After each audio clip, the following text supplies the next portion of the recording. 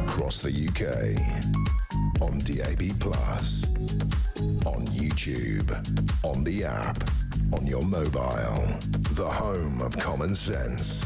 This is Talk.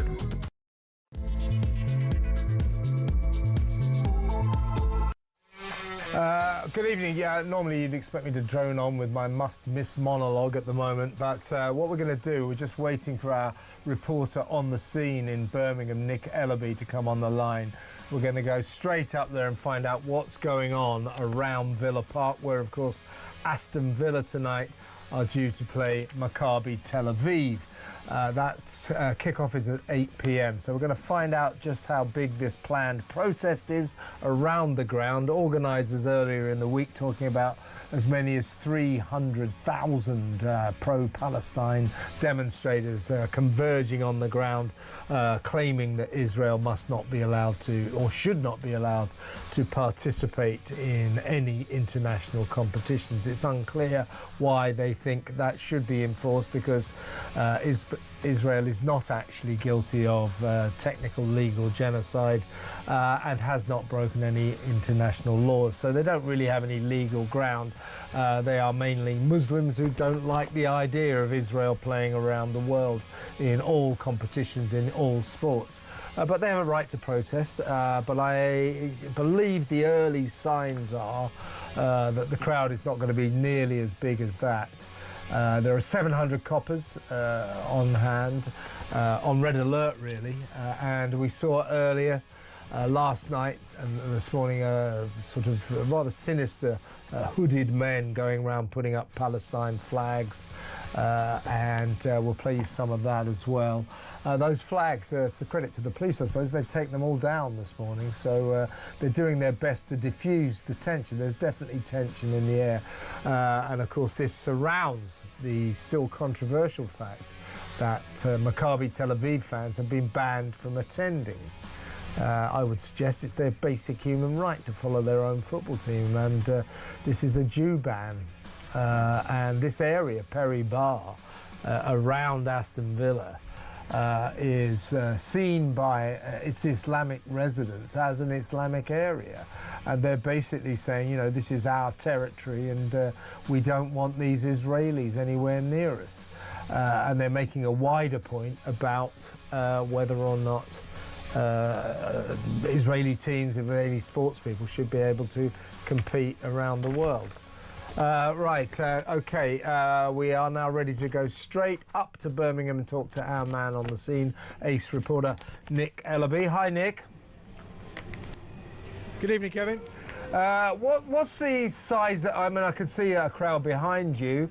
We've got an hour or so to the kick-off, 55 minutes now. What's your estimation of the size of the crowd?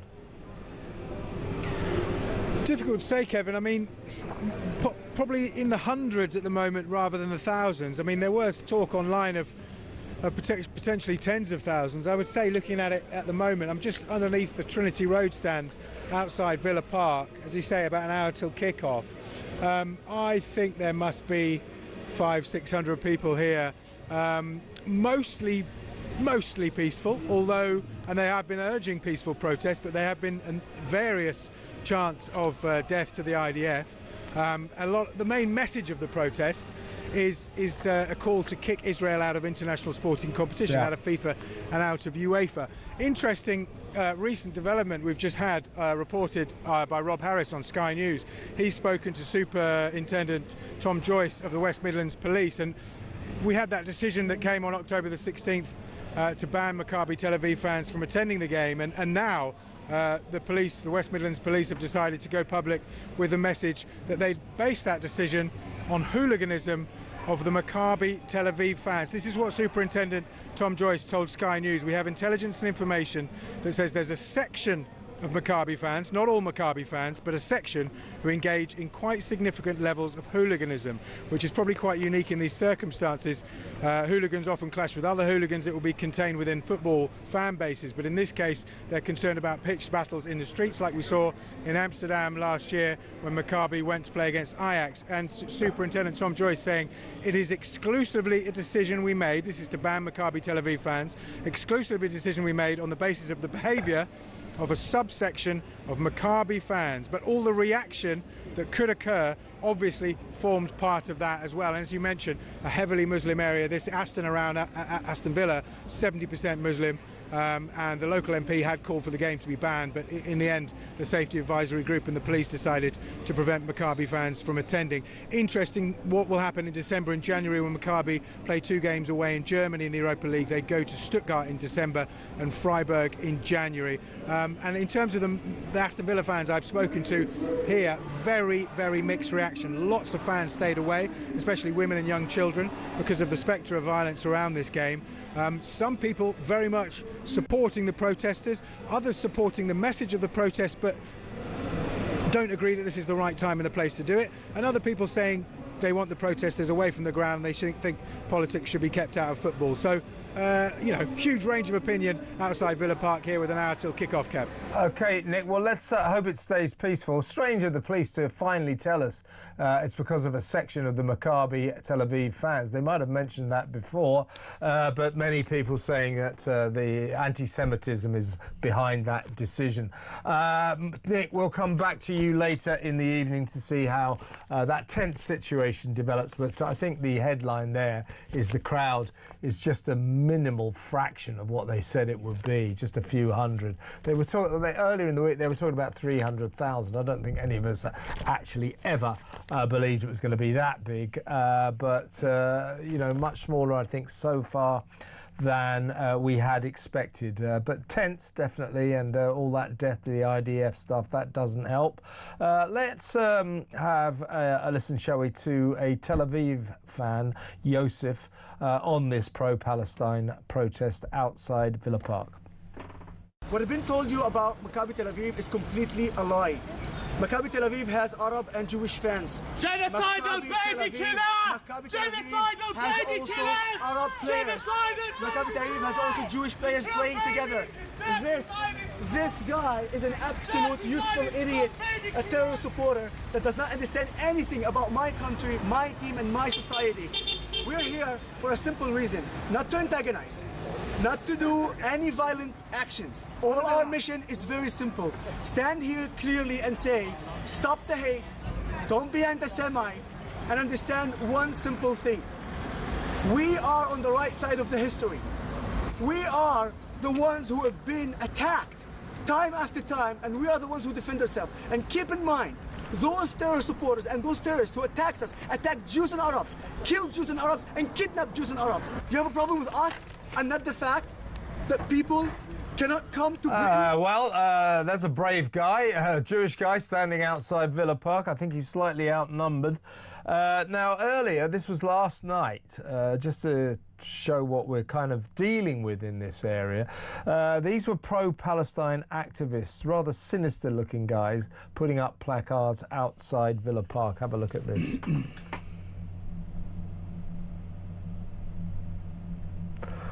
There they go. Yeah, there they go. So this was all filmed last night. No war games allowed. They were putting up Palestine flags. And as I said earlier, the police apparently, I think to their credit really, they turned up this morning and pulled them all down because this kind of insignia could have inflamed an already tense situation. But I suspect that so far, this is not quite the mega event that the organisers had promised us. Shall we have a look at my friend? This is a guy I interviewed 2 nights ago, Ahmed Yacoub. He's a pro-Palestine demonstrator, one of the organisers of this event, or this event outside the ground.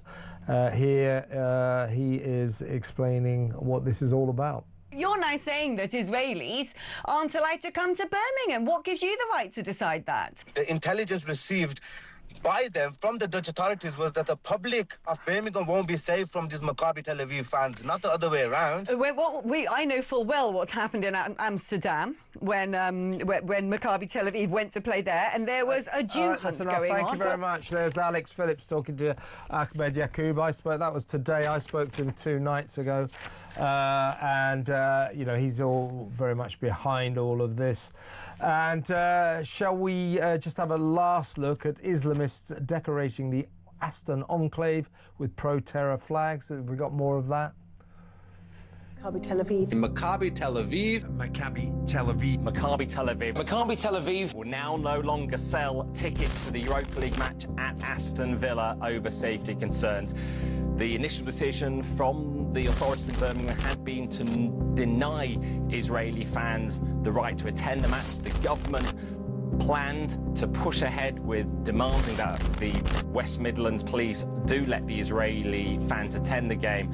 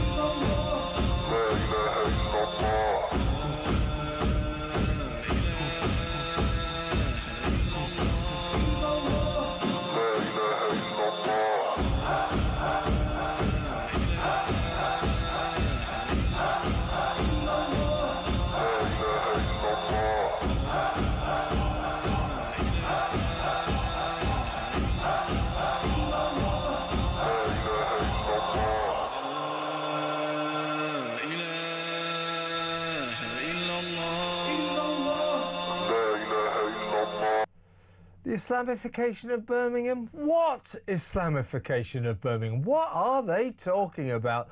This is me 2 nights ago talking to this organiser, lawyer Ahmed Yaqub. Some of you may remember Ahmed. He briefly represented the Manchester Airport cop beaters and drives a yellow Lamborghini. Interesting character. Here's me clashing with him. You just told me that it's sacred to Muslims that they cannot be anti-Semitic. What would you describe those Hamas Muslims who invaded... What would you describe as 1948? Well, no. Well, are you going to answer my question? Are you going to answer my question? All those people... Well, they're not exactly being... people from their homes... Well, the peace and harmony that you talk about wasn't exactly in evidence, was it? On October the 7th. 1948, there was no evidence of people being displaced from their homes. Do you want to go back further? 1848, 1748? There's no evidence of that. Yeah, so do you defend October the 7th then? So are you telling me there's no evidence? Do you defend October the... Tell me about October the 7th. What are your views on it? What do you want me to tell you about October Ahmed, 7th? what are your views on October the 7th? What do you think? October 7th was a terrible attack. Okay. And didn't really demonstrate that sacred tenet that you told me about Muslims who are not allowed to be anti-Semitic. Wasn't kind of a celebration of Muslims not being anti-Semitic, was it? What happened on October the 7th? The massacre of 1,200 innocent Israelis. Kevin, let me tell you something. If you live in a house and you let in a stranger, and that stranger then takes over your house, kills your whole family, but leaves your son. Okay, so you're saying that you're saying October the 7th was justified. You're saying October the 7th was justified then? No, I'm just explaining a simple. Yeah, no, you're trying to justify October the 7th. I didn't mention October 7th. Well, that's Ahmed Yaqub, an entertaining guy. He starts having a go at me, by the way, for being Irish. He said, I can't believe you're born and bred in Ireland. You know, I was supposed to be some sort of rebel against the evil English. What he'd done is he'd looked up Kevin O'Sullivan. And I have a namesake who used to be editor of the Irish Times. A journalist, yeah. Yeah, he was talking about him. I mean, you know, I had an Irish grandfather. My father wasn't even Irish. I've been to Ireland about 3 times in my life. So, lovely country, by the way. Love Ireland. In my blood and all that, in my DNA. No, I do feel a real affinity with Ireland, but he rather overstated my connection. But it was an interesting clash. But you saw, by the way, of course, I should have said before, I'm with, from the New Culture Forum, my regular Thursday friend, Philip Kisley. Welcome, Philip. Hi, Kev. You've been watching all of that. Well, your thoughts? That last, not my row with Yaqub, but the video before that with the... There's something very sinister about that. This is territorial, it's dominance, it's a takeover, isn't it? It's a cultural but religious fundamentalist takeover as well. It really isn't about Palestine, it's about a display of dominance, it's territorial. So I'm very worried about all of this insignia, as you said before, all of the regalia, the fact that they're in paramilitary clothing as well, so in a masks, kind of way. Yeah, and it just feels as though it's one group exercising this dominance over an area. Yes, our area, our territory. Yeah, so this is an Islamic territory. This is a British city. This is the second city in Britain. So let's just be clear here. What have we got? We've got 700 coppers, dogs. Okay, children have gone home early from school, so they're closing the area down, and there aren't any away fans. So for the chief constable, whoever it was, to say, look, you know, there's hooliganism from the Israelis is just nonsense. They are terrified of our homegrown Islamist, pro-Palestinian, jihadi supporters who are hell-bent on violence. Absolutely right. And West Midlands Police finally say, oh, well, it's because of their hooliganism. Well, lots and lots of teams, away teams who visit various grounds, lots of British teams come with them, bring with them a significant hooligan element. You know, we know about the teams, the teams with dodgy fans. They are all over this country, they're all over the world, and I can't remember the last time I saw away fans being banned by a police force that announced, we don't believe we can guarantee safety around this match. I mean, they don't say this when, I don't know, Arsenal plays Spurs. They don't say this when Man United play Liverpool or Man City. They don't say that then, do they? And my view on this always has been, if Aston Villa were playing Palestine United or Gaza Albion, I bet you the away fans would be allowed into the ground. Of course they would. It's just it's purely cultural, but it really does signify the divide in this country. But it's not only the divide. There's a sense of violence surrounding it all, because you've got all of these people. Thank God it's turning out to be a damp squib. But what is it? 600, 800, something like that at the moment. It might grow, but if there would have been 200, 300,000 people out looking for Zionists in the street. Now, we all know what looking for Zionists means, Jews, don't we? Jews. Basically. And by the way, as you and I have said before, two things to say about that. First of all, Philip is right. When these people say ban the Zionists, get the Zionists, that's code for Jews. However, these people also, not many of them all that bright, they think it's an insult. They think it's a term of insult to call someone a Zionist. Well, Philip's a Zionist, I'm a Zionist. I believe in the Jews' right to have their own country to live in. That's all that it means.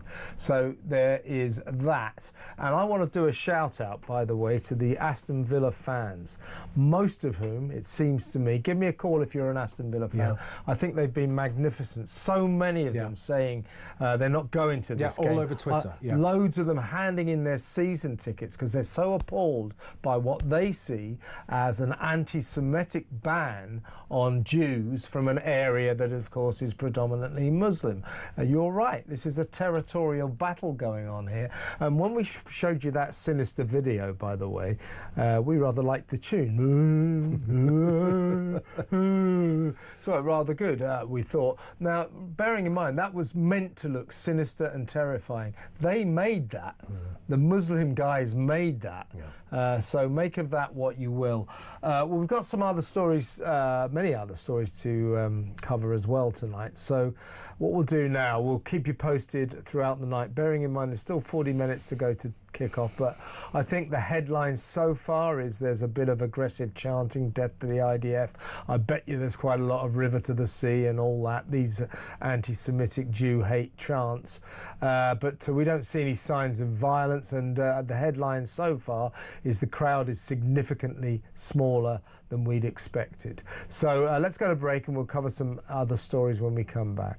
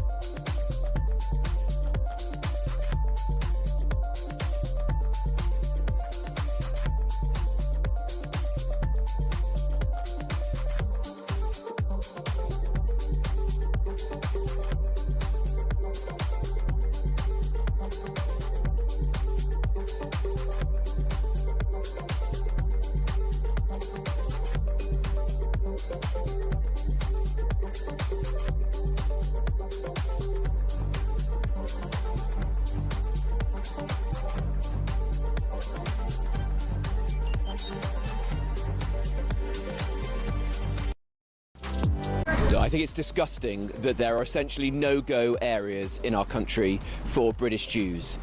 We should never have allowed this situation to happen. Football matches should be able to go ahead, and fans, British Jews or fans from overseas, have to be able to come and enjoy these matches. What's happened in Birmingham is a total disgrace. And remember, when this was first announced, the Prime Minister and the Home Secretary said that they were aghast and that they were going to sort it out.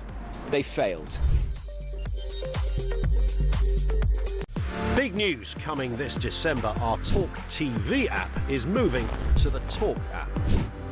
You can watch, catch up and listen to all your favourite shows and podcasts anytime, anywhere, all on the Talk app. From Monday, 1st of December, the talkTV app will no longer exist, so don't miss out. So head over to your App Store or Google Play and search Talk now. Across the UK, on DAB+, on YouTube, on the app, on your mobile, the home of common sense.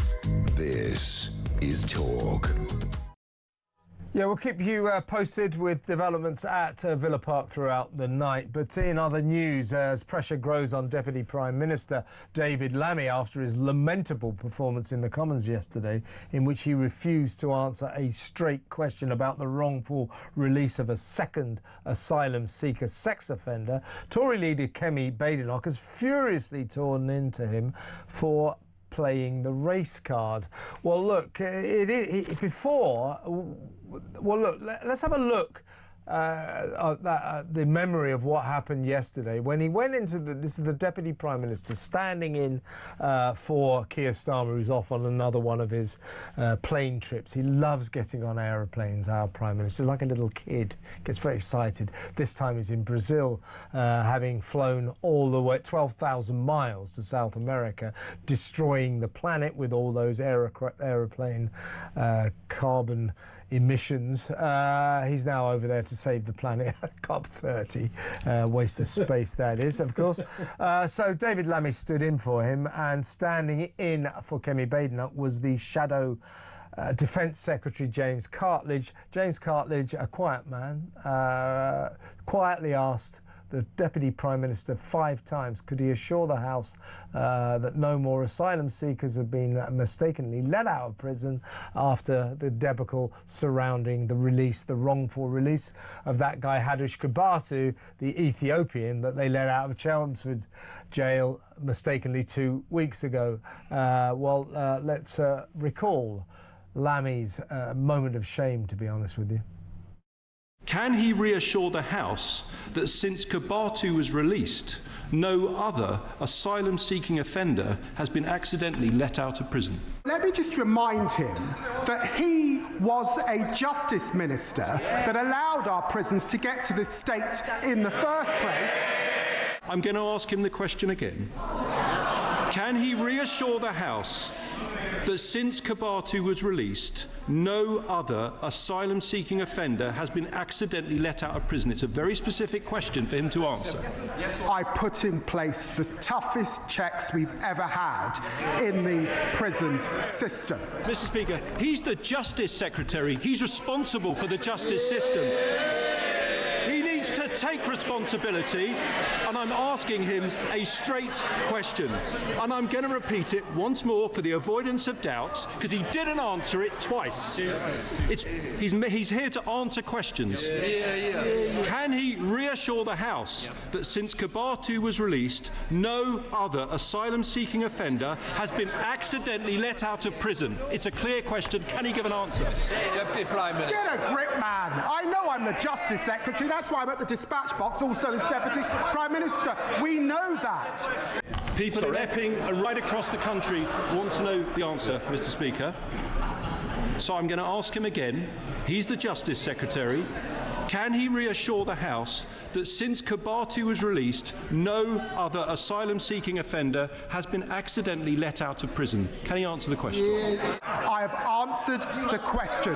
Under their watch, prisons were in a mess. I'm putting to him a very clear question about his responsibilities. I repeat, can he reassure the House that since Kabatu was released, no other asylum-seeking offender has been accidentally let out of prison? Can he answer the question?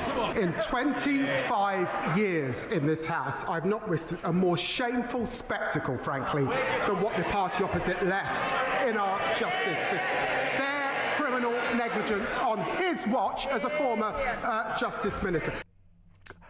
My new hero, James Cartledge, absolutely stitching Lammy up like a kipper there. I mean, Lammy, you know, is not known for his intellect, and he walked right into that. And some serious questions now being asked, because what that was deliberate obfuscation. And by not answering that straight question, we know, I mean, Lammy's saying, I wasn't in possession of all the facts. Yes, he was. We all know that he knew about the fact that this Algerian, this second sex offender, asylum seeker sex offender, had been released last Wednesday accidentally from Wandsworth Prison here in London. He knew. He says he didn't know all of the facts. Yes, he did. What he opted to do, there's a report, or there are rumours that his team said, if you admit to this in the chamber, you'll be committing career suicide. So he obfuscated. Now, I don't think that is acceptable, because by not answering that straight, simple question, he is effectively deceiving MPs and therefore deceiving the people. That is parliamentary pollution, corruption. That is wrong, don't you think? Well, I mean, it's wrong on so many levels, but just watching that piece of theatre there, it was just astounding. There was a man who was completely out of his depth, who didn't know what he was doing, who was losing his rag. You know, I was watching it, and I kept thinking about that Christmas card with with Sherry Blair holding back Tony Blair because he looks like he's about to attack someone. You know, so there's a sense that he really doesn't know what he's doing. But the day before, he was out buying a suit, right? But not only when he said, "Oh," he tried to deny it, and then because he said he was doing it in his own time, and then his own people corrected him and said, "No, it was the day before." This is a complete car crash. He's a buffoon. He's a buffoon. By the way, the new suit he gave us the reason why when he. Oh, actually, I can talk. Mine's fallen off. Where's my poppy? Anybody? Yeah, I can talk, but it has fallen off. But seriously... You were definitely wearing one before. Yeah. This is not the time to be saying this, but he actually did this sort of big Remembrance Day speech and wasn't wearing a poppy. So it's excuses now. Nobody believes this buffoon, this fool, this idiot, when he says, I wasn't in possession of all the facts, that's why I didn't answer that straight question. And Robert Jenrick, the Shadow Justice Secretary, put it rather plainly when he appeared on ITV's Good Morning Britain show this morning. David Lammy's argument that he didn't want to release it before it was official. And so the argument you're giving for the Conservative could well have been in David Lammy's mind. Maybe I better not say.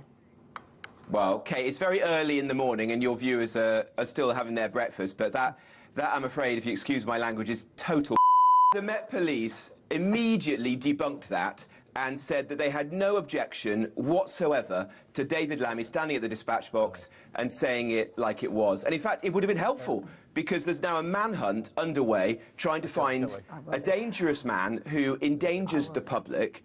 And if David Lammy had helped to get that message out, it would have been helpful. Because look, this is serious. We can laugh about David Lammy and the clown show that he did in the House of Commons and the way he's conducting himself as the so-called Deputy Prime Minister of our country.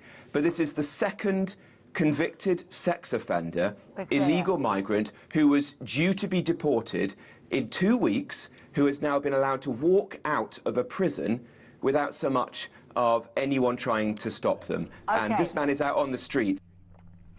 Yeah, so Robert Jenrick on daytime TV, breakfast TV. This one, by the way, it's back on. Yeah, it was sort of, I put some sticky tape on there. These new ones, these paper ones, are kind of difficult to keep on. So this week, it's disgraceful. David Lammy wasn't wearing his poppy. So actually, I'm going to forgive him for that. But anyway, I would never not wear one deliberately. And I'm, in fairness, nor would Lammy, I suspect. But Jenrick making it very clear that no one believes Lammy when he says he wasn't in possession of the facts. The Met Police making it pretty clear that he was appraised the night before. He knew all about it, there's no doubt about that. He was told, apparently, you admit to that in the chamber, you'll commit career suicide. Why? Just be honest with us. Be honest with us. Stop all this. It's a nonsense. Now, interesting side issue here, Philip. Before he entered the chamber and made a complete fool of himself, Lammy, standing in for the Prime Minister, he posted this on Twitter. X, as it's now called, proud to be the first black person to answer at Prime Minister's questions. So, of course, Kemi, the other side of the dispatch box, old stager now, she's the Tory leader who happens to be black. So he's boasting about the fact he's the first black guy to stand in for a Prime Minister at Prime Minister's question time.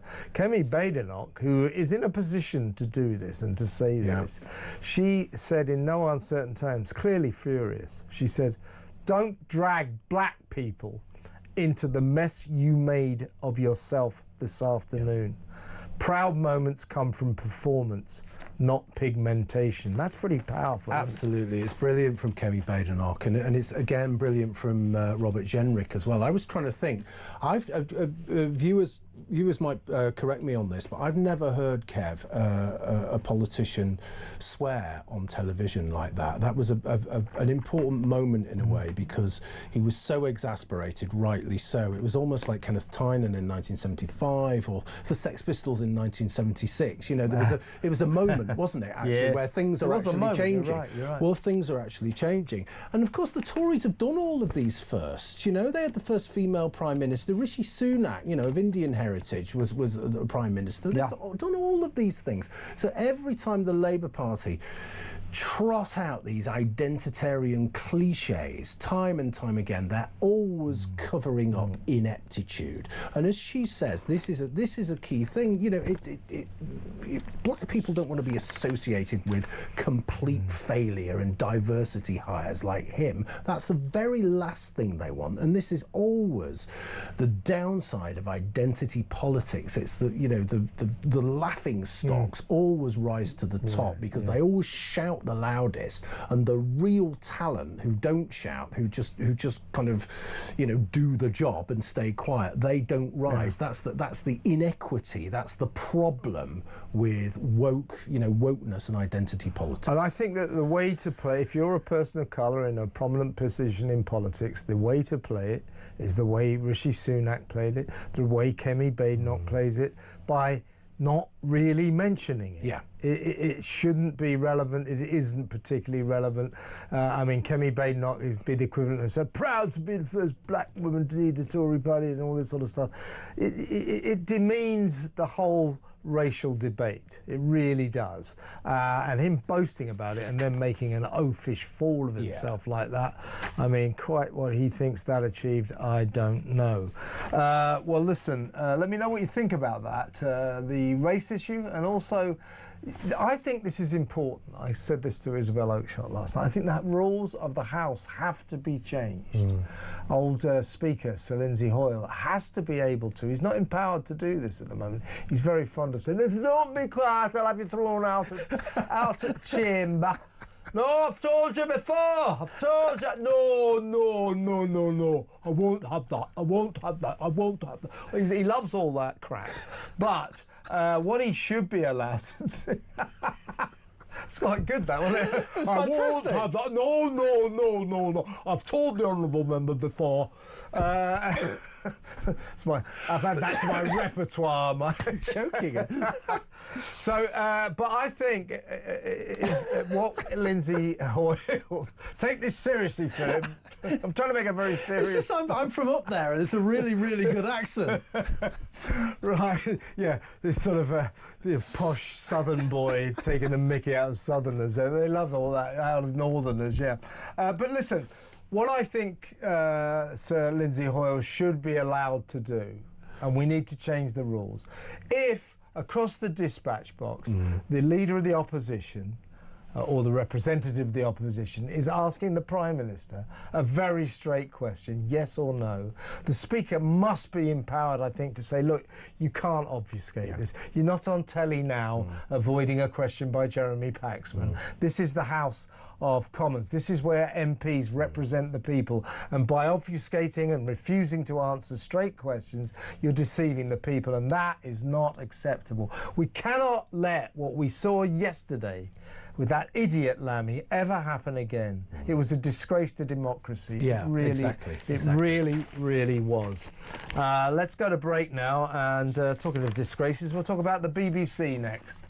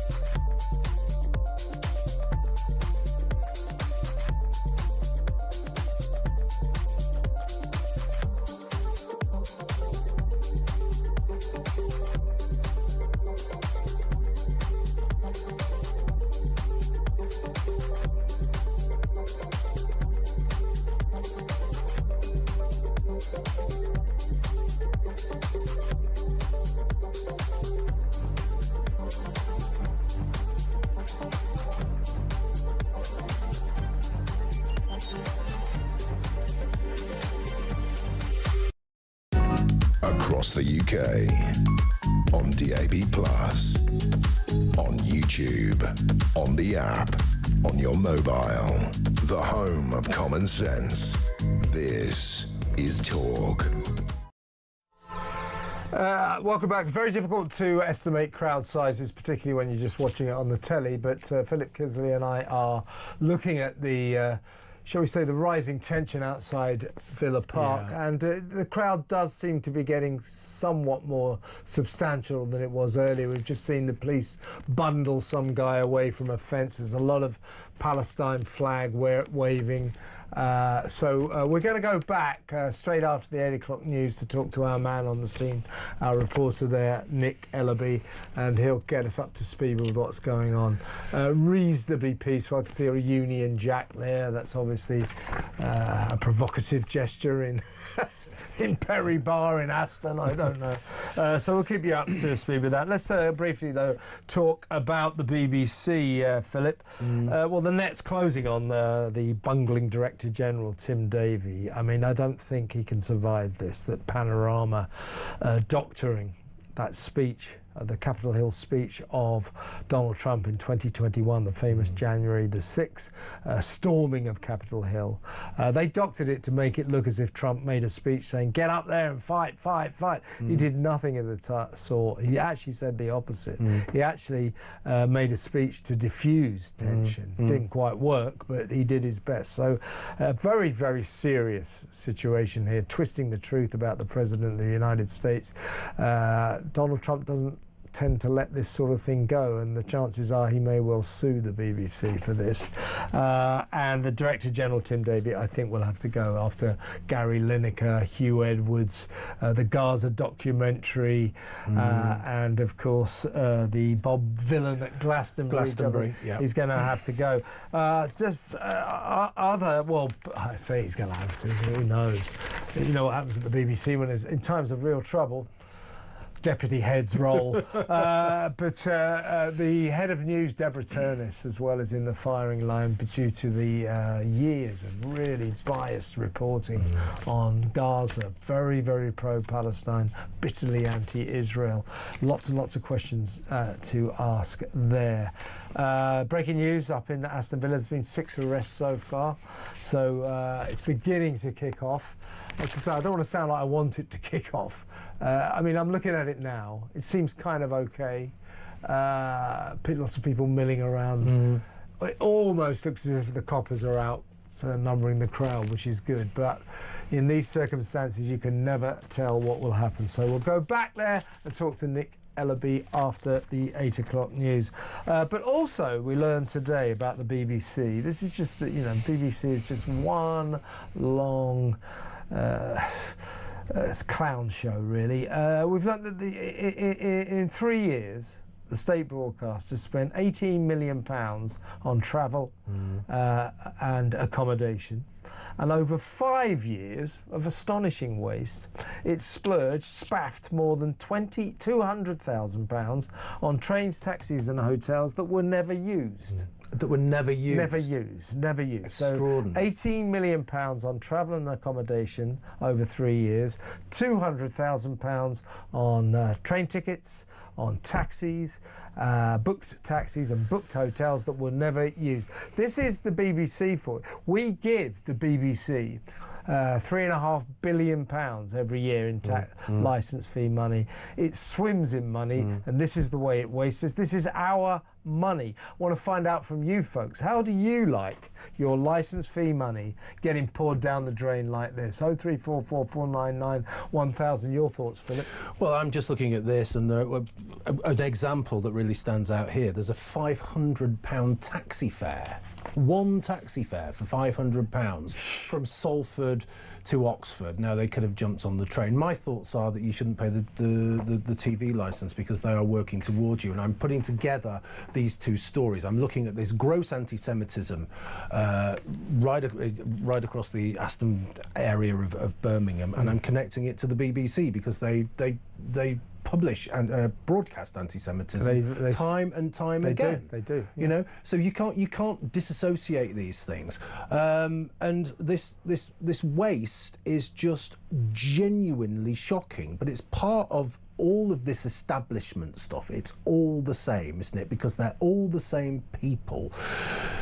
Working class kids don't tend to go to university anymore, right? So they don't get on the BBC training schemes anymore. The people who go to work for the BBC are all the same kinds of people, the Ponsonby Smythes, I call them, the chattering classes, the upper classes. They're exactly the same kind of people who go into this media, and they live in this bubble, this identitarian bubble that is obsessed with race, that is obsessed with gender, obsessed with sexuality, and obsessed with Israel. So all of this stuff is linked, and the BBC actually is at the heart of it. It's like the civil service. It's part of the blob, and they are working against us. And the irony is we have to pay for it. Well, still with the BBC, just a brief one, almost funny really. Now, Martine Croxall is a newsreader who in the past, she's quite a sort of left-wing activist. I haven't particularly taken kindly to. She once was in big trouble because when I think it was at the point when Boris Johnson actually stepped down as Prime Minister, she went on screen all like that. This is the BBC. She literally celebrated the political demise of Boris Johnson. So I haven't particularly liked her, but I like her here, and she's in trouble again. The BBC has upheld 20 impartiality complaints over the way presenter Martine Croxall altered a script she was reading live on the BBC News channel, which referred to pregnant people. She's a woman, I think she thinks, and I'm with you, Martine, if you're watching, she thinks pregnant people is sexist against women, you know, biological females, women. So when she was presented with a script introducing an interview about research on groups most at risk during heat waves, this quoted a release from the London School of Hygiene and Tropical Medicine. She was halfway through. She said, Malcolm Mystery, who was involved in the research, says that aged pregnant people, and I remember I've seen this, and she went pregnant people like that, and then she went women, and those with pre-existing health conditions need to take precautions. 20 complaints came in about her disdain for the term pregnant people and pulling her face. She's been found. The complaints, 20 impartiality complaints, have been upheld against Martine Croxall, a woman who took offence, who decided to say, I'm not going to say pregnant people, I'm going to say women. And when made to say pregnant people, went just as I would, to be honest with you. This is the BBC in all its lack of glory again, isn't it? This is the BBC versus reality and the people of Britain. Okay, so 20 and reality's people, losing. And 20 people complain. Hundreds and hundreds of thousands of people, if not millions of people, supported her, actually. But this is a really interesting one, isn't it? So an ostensibly or previously left-wing woman. This is how the left is falling apart over particular issues. And gender is one of those issues, isn't it? Because they see they are in danger from men who wear, you know, wearing a pair of knickers and lipstick doesn't allow you to grow a cervix. Exactly. Ask David Lammy. No, don't. In second thoughts, don't ask David Lammy. Don't ask David Lammy. He's the last person he you won't want to ask. know. He just won't know. But look, here's to you, Martine Croxall. I think you did the right thing. You know, you stood up for women. They're not pregnant people. They're pregnant women. People, men don't get pregnant. All right. That's ridiculous. So here's to you, Martine Croxall. Just a quick sort of news item before we go to break, because I want to talk about the migrant crisis is back, by the way. Big number of cross-channel boats today. We'll talk about that in a minute. Lisa Nandy, the Culture Secretary, they're calling this own goal. Lisa broke the rules by failing to declare that a top football regulator boss that she appointed gave her £2,900 as part of her campaign before she appointed him. So basically, an ethics probe has found that Lisa Nandy breached the governance code by failing to declare that David Cogan had given £2,900 to have failed party leadership campaign. And then she went on to be wrapped by the Prime Minister for falling short of the standard expected from senior ministers. Mr. Cogan will still be allowed to take up his role as the boss of the incoming football regulator despite these breaches. In other words, it's another one of these ministers that have completely broken the rules. Keir Starmer, like Rachel Reeves last week, don't worry about that.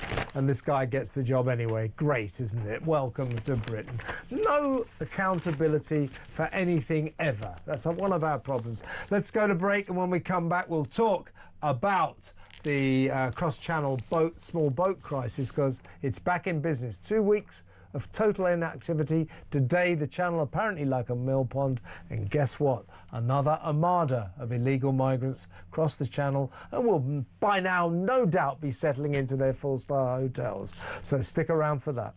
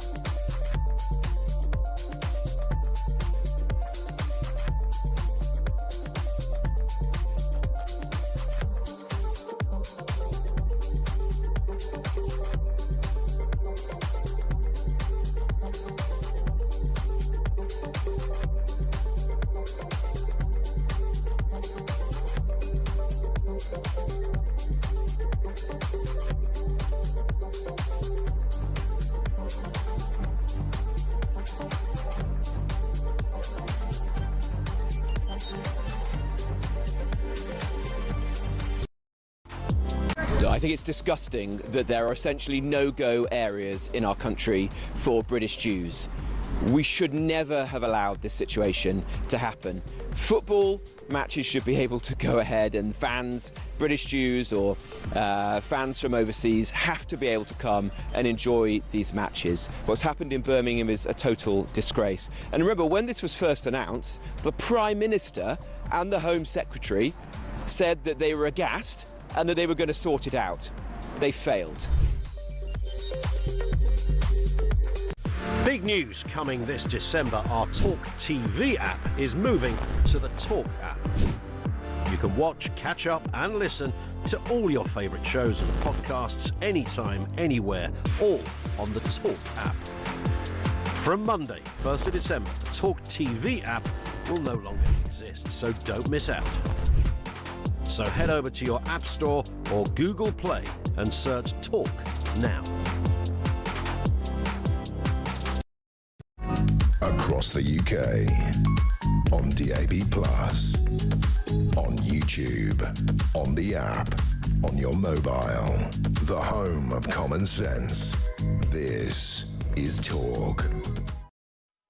A lot of love for my Lindsay Hoyle impression. I think I'll do the rest of the show like Lindsay Hoyle. Now the migrant crisis. No, seriously, the boat. We haven't got long, Philip. Yeah. The boats have been coming across 2 weeks of inactivity. The government beginning to suggest, you see, the one-in-one deterrent is beginning to work. No. The weather's been bad. Yeah. Sea like a mill pond today. Estimated 500, 600, maybe as many as 1,000 came across today. So don't you get any idea that this problem has stopped? This problem hasn't stopped. This problem will continue, and it's a problem, as I've said before, that is directed at two sets of demographics. One is women and one is children primarily, and of course there is the huge cost, and there is the potential for criminality, all of that kind of stuff. It is just chaos, and it's so depressing that we have to engage with it all the time. It never goes away. It never will go away. We cannot have control of our own borders. We're a joke of a country, and you know, where do we go from here? How can it possibly get any worse? But it's going to get much, much worse. I'm frightened to look into the future because I don't know what's going to happen. Just to let you know that today's contingent, shall we say it was, how many is that? 1, 2, 3, 4, 5, 1, 2, 3, 4, 5, 6. Yeah, today's contingent, if it was 600 over the next year, those people are going to cost us £24 million. Well, so we don't know the exact numbers, but maybe £24 million worth of migrants came across the channel today. We'll be booking them into their hotels now, giving them their first free meals, their free doctors, their free dentists, their free lawyers, everything else. The madness continues apace, folks, and the one-in-one-out scheme is just a sick joke. Big thank you to Philip Kilsey, New Culture Forum. When we come back, it's Dialer Dame, Andrea Jenkins, Reform UK's Greater Lancashire Mayor, will be with us to take your calls. Dialer Dame, give her a ring, 0344 499 1000. She's here to talk. It's good to talk on Talk.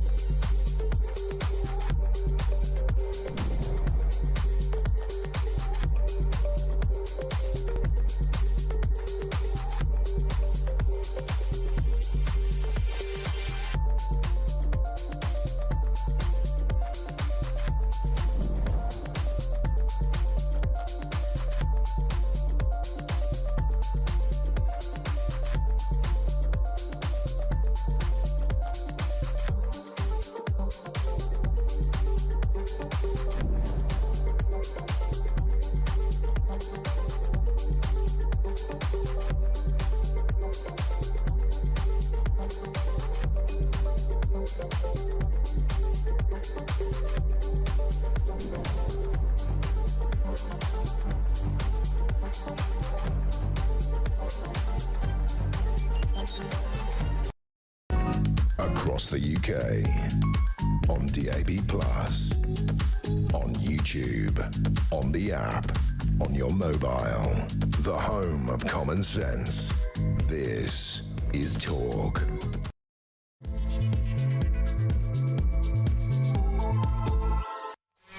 Welcome back. It's Dial a Dame in just a little while. Dame Andrea Jenkins, Greater Lincolnshire Mayor, Reform UK member, will be here to, or she's ready to answer your calls. 03444991000. One of the topics I think we're going to have to raise with her will be what's going on at Villa Park right now. And we're going to go straight back up to Birmingham now to talk to Talk's correspondent, our intrepid reporter there, Nick Ellaby. Nick, we've been watching the crowds there. You seem to have found yourself a pretty quiet position there, but it does seem to be building up a bit. The match, of course, has just kicked off. Can hear the crowd in the background. And we're hearing 6 arrests. We did see a few scuffles on the telly. How is it? We can hear the crowd inside the ground. How is it outside the ground? Yeah, it's quiet here now, but there were just a few little skirmishes just a few minutes ago. Lots of police rushed into the pro-Palestinian protesters, and actually some of the pro-Palestinian protesters were goading some of the Aston Villa fans, and then the Villa fans were giving it a bit back. A lot of rude hand gestures, probably a bit of choice language as well. But the police have actually made 6 arrests ahead of the game. I did see a young man being led away in handcuffs by the police. Unsure as to whether he's one of the 6 or not, but what we do know is West Midlands Police have arrested a 21-year-old man for failing to comply with an order to remove a face mask. They've implemented Section 60AA around here, which means people have to remove their face mask if asked. A 17-year-old boy has been arrested for failing to comply with a dispersal order. 3 people have been arrested for racially aggravated public order offences, and 1 has been arrested for a breach of the peace. And as I say, just a few minutes ago there, a lot of the police and also the dog teams rushed in to push those Palestinian protesters, pro-Palestinian protesters, away from this corner of the Villa Park Stadium between the Holt end, where all the fanatical Villa fans sit, and the Trinity Road end, and they were kind of giving it to each other a little bit. So the pro-Palestinian demonstrators have just been pushed back to you know, where they can't be seen by the Villa fans, although they're now kind of a bit more concerned with the game itself. And then we had that announcement that about an hour before kickoff from reported by Sky News, and an interview with Chief Superintendent Tom Joyce of the West Midlands Police, who revealed, after all this 3 weeks of talking about why these Maccabi fans were banned, he revealed that the West Midlands Police had intelligence that a section of Maccabi fans, not all Maccabi fans he says, but a section, who engage in quite significant levels of hooliganism, that was the reason as to why Maccabi fans were prevented from coming into this game. Tom Joyce from West Midlands Police saying it is exclusively a decision we made on the basis of the behaviour of a subsection of Maccabi fans, but also the reaction that could occur formed part of that decision as well. And obviously you've got here in Aston in Birmingham an area that's 70% Muslim. Behind me now I've got a huge amount of riot police just putting themselves in a long line along the pathway alongside of the stadium. So 6 arrests that we know about here, a few little scuffles, a bit of antagonism between the pro-Palestinian supporters and the football fans, but largely sort of without serious incidents so far, Kev. Well, that's good to know. 6 arrests. I could sense there's quite a lot of tension there, but now the match is underway, I sense also the atmosphere has kind of changed. But listen, Nick, thank you for your reporting so far. I hope we can come back to you a little later to check on developments there. That's our man Nick Ellaby, Talk correspondent outside Villa Park, where, of course, there's a big pro-Palestine protest going on. Not as big as we had feared. 6 arrests, certain amount of scuffling, we've seen that, and we hope nothing more than that. But this is an intriguing situation that we don't often come across, a kind of religious demonstration outside a football ground. And when the police saying, oh, well, what it was, why didn't they tell us that before? That they had information, the West Midlands Police had information that some of the Maccabi fans, you know, were intent on violence. Well, you know, all due respect to the police, well, I'm not buying it. I mean, loads of fans have got violent elements. You know, if it wasn't a Jewish team, you know, I bet you they'd be allowed to play there. This is about West Midlands Police, in my view, fearing what would happen if they allowed Jewish fans into a massive Muslim area, an Islamified area, if you like, of Birmingham, very Islamic area. So this is sort of sectarian and weird and religious and arguably anti-Semitic. I'm not accusing the West Midlands Police of being anti-Semitic, but there seems to be a kind of anti-Jewish tone to the decision that has been made here. What we have to ask ourselves is, if these fans weren't Jewish, would they still be banned? I don't think they would be. So Nick Ellaby, good reporting so far. We'll go back to him later in the game. Now, let's go straight over. She's been waiting patiently. She is, well, it's Dial-A Dame. It's Dame Andrea Jenkins, Reform UK Mayor of Greater Lincolnshire. She's here to take your calls, 03444 99 1000. And I need to get your take right away. Welcome, by the way, Andrea. Good to see you. Your take on what's going on at Aston Villa. I mean, the crowd is not as huge as we thought, but there have been 6 arrests. There's a lot of tension there, and essentially underpinning what's going on there, this is about people from a predominantly Muslim Islamic area not liking the idea of Jews coming into their territory, and saying that in their view, Israel, all Israeli teams, all Israeli sports players and sports clubs should be banned from all competitions all over the world. There is a nasty anti-Semitic Jew hatred element to this, isn't there? Well, it's pure racism, isn't it, actually? Yeah. You know, you can't have a different rule for one group of people, one race. It's wrong. And, you know, why is the media not calling, the mainstream media not calling them out on this as they should?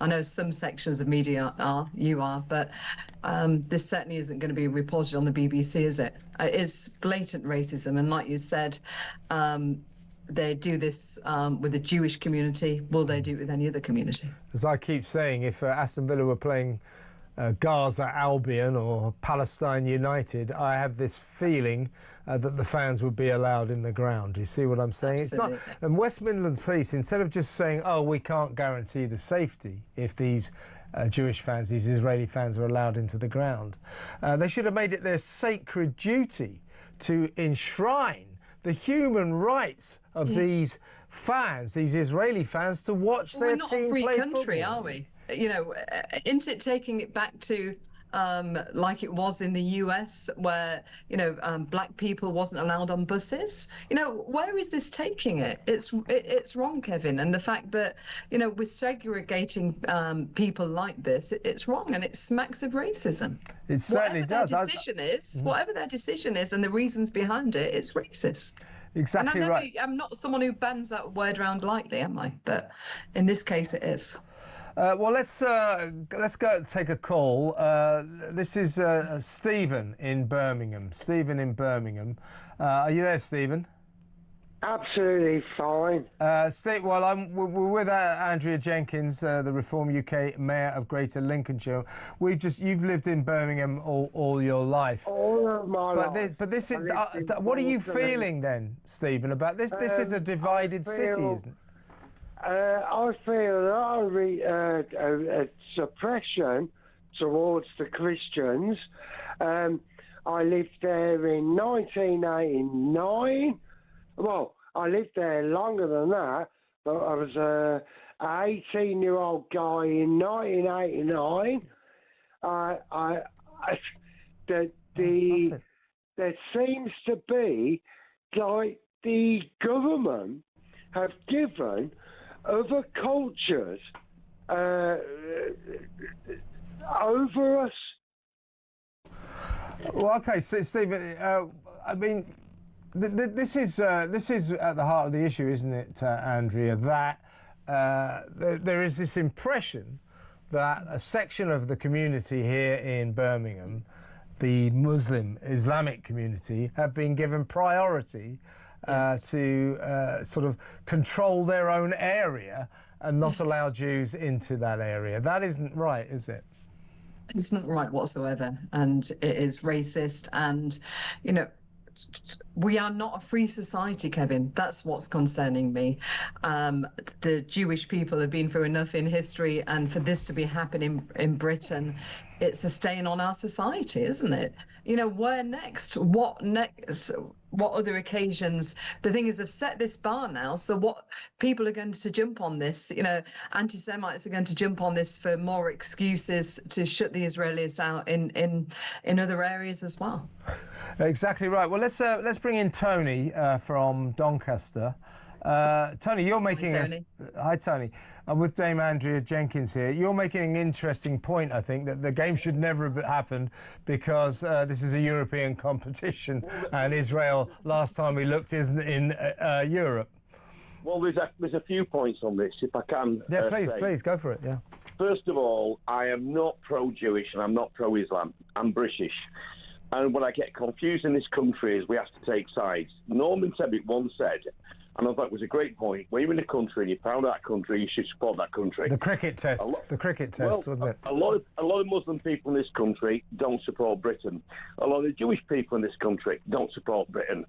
And we have got tonight, again, and I'm just dealing with facts, not taking sides, I blame UEFA for this because Israel... I'm going to I'll take an issue with there, Tony. I'm not sure you're right about Jewish people not supporting Britain. Well, let me finish. Let me finish on this one. Right? Jewish British people, in my experience, are British through and through. Well, can I say a couple of points, Kevin? I'm being respectful to both sides here. Yeah. First of all, I don't understand why this game took place because Tel Aviv, as far as I'm aware, is not in Europe. So well, yeah, but let's sort of... let me finish. Yeah. This is my point, right? We might as well have teams from Africa playing. So this game could have been avoided in the first place because... Well, that's the Eurovision argument, isn't it? But it's happening. I was going to say Eurovision. Go on. And here's my second point, right? I don't understand why people keep using the word Semite because Semite is a language that was used by Jewish people, Hebrews and Arabs, so it doesn't make sense. Well, it's a word, anti-Semitism, it's a word, you know. The derivation of the word, again, is rather beside the point, isn't it? No, Kevin, Semitism is against Arabs and Jewish people, so it doesn't make sense. Well, anti-Semitism is against Jewish people, isn't it? No, I know it's against Arabs as well. Well, no, it's not. No, I can assure you. No, anti-Semitism is not against Arab people. If you check... It isn't, Tony, that's ridiculous. Kevin, if you check the definition of a Semite... What is the point of this discussion? I don't really know. We're talking about what's going on in Birmingham. I really don't want to discuss what the derivation of anti-Semitism is. Right. Well, can I finish then? Here's the point of discussion. Yeah. In this country, we're obsessed with taking sides. And my side is British, and I care about that. Having migrants in the country that's illegal. We say one thing, that we support Ukraine that gets invaded, but we don't support Gaza. So 1 minute Israel's allowed to play the competition, but Russia's not, and we shouldn't be taking sides. Yeah. Well, that's wait a second. Whoa. Ukraine was invaded. Gaza. What happened in Gaza was a response to Israel being invaded by Hamas. Let's face it. Yes. Yeah. Well, you know, it's an interesting concept because if you look at Ukraine, 4 times that country's changed hands. Yeah, I want to talk about Ukraine. Look. Yeah, honestly, man, you've got a very interesting brain, but we haven't got time for it right now. Thank you very much for your call, Tony in Lancaster. Let's go to someone who I know will be far more on topic. That's Georgina in London. Hi, Georgina. I'm talking, you know that we're with Dame Andrea Jenkins. We're talking about what's going on at Aston Villa, and I think you share my view, and I think it would be Andrea's view as well, that we should never have banned the Maccabi Tel Aviv fans from attending this match. Absolutely not, Kevin. I'd like to say good evening to you and good evening to Andrea. I've got a few points I want to make. I'm going to rattle on and then I'm going to get off the phone and probably... Take your time, Georgina, go on. Oh, OK, well, the worst atrocities in this world have happened, Kevin, when people in positions of power fail to act. And how on earth are we going to look our children and grandchildren in the face and tell them that this was allowed to happen under our watch and when we're supposed to have democracy? I heard Robert Jenrick this morning saying that stopping Israeli supporters coming over to watch the football match in Birmingham should never have been allowed to happen. So why was it allowed? Why were MPs not shouting from the rooftop about the apartheid and the segregation that's happening now in our second biggest city? If the shoe was on the other foot, Kevin, and we were trying to stop Palestine supporters from coming over, we would have had... Absolutely. Georgina, stay where you are. Let's bring Andrea in. I mean, this is the point, isn't it? Georgina's making a good point. Keir Starmer, to be fair, and several of his cabinet colleagues, they did voice their objection to this decision to ban the Israeli fans. They said that's wrong, not happy about it at all, and then sort of lost interest. And that wasn't good enough, was it, Andrea? No. The government, the Prime Minister, should have stuck to his guns and done something about this. Yes. Completely, and it's in his power to do so, isn't it? And I agree with your fantastic viewer who's phoned in. She speaks sense. Maybe you should go into politics. But this is a form of apartheid. I completely agree. And it should not happen in Britain. But again, I think Starmer's only gone so far because he's thinking of his voter base. So he doesn't want to upset them. And I think that is the issue. You know, talk about, it should be about fairness and between right and wrong. And this is wrong. This is not right on anybody's watch, whoever it happens to. You're absolutely right. Andrea, honestly, you speak my kind of language. This, to me, shows a radical Islamic strength within our sovereign nation. They're flexing their muscles in front of our government, and we're forced to watch whilst our government remains complicit. The Prime Minister, as per usual, is nowhere to be seen. In fact, he's on a fool's errand at the climate event in Brazil. This very mode of transportation to getting there is in direct conflict with the reason he's there in the first place. It's the nth particle, and yet we see this in the Labour government, don't we? I mean, look at the grooming gangs. Jess Phillips, you know, she worked for a domestic abuse charity before coming into Parliament, yet look how she's handled the Pakistani grooming gangs, Pakistani paedophile rapists situation. Absolutely. So again, it's remaining silent and not investigating things which is difficult for them and their voter base. Yeah. That should not come into politics. That's exactly right. Listen, Georgina, I better move on because I've got to take some other calls. But as you know, it's always great to talk to you.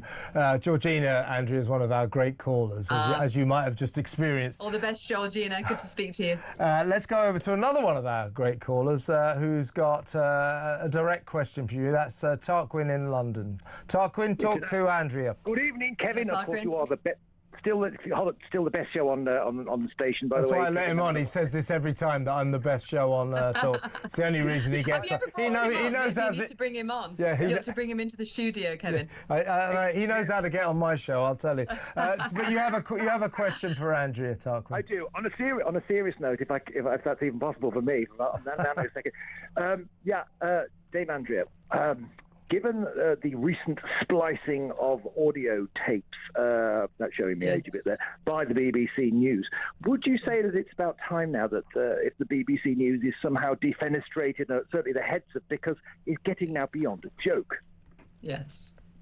Completely. And how many, I mean, look, Tim Davie is like a cat with 9 lives, isn't he? Is still there, no matter what controversies, even if it's their presenters who are paedophiles, he's still in post, isn't he? So I personally think Tim Davie needs to go.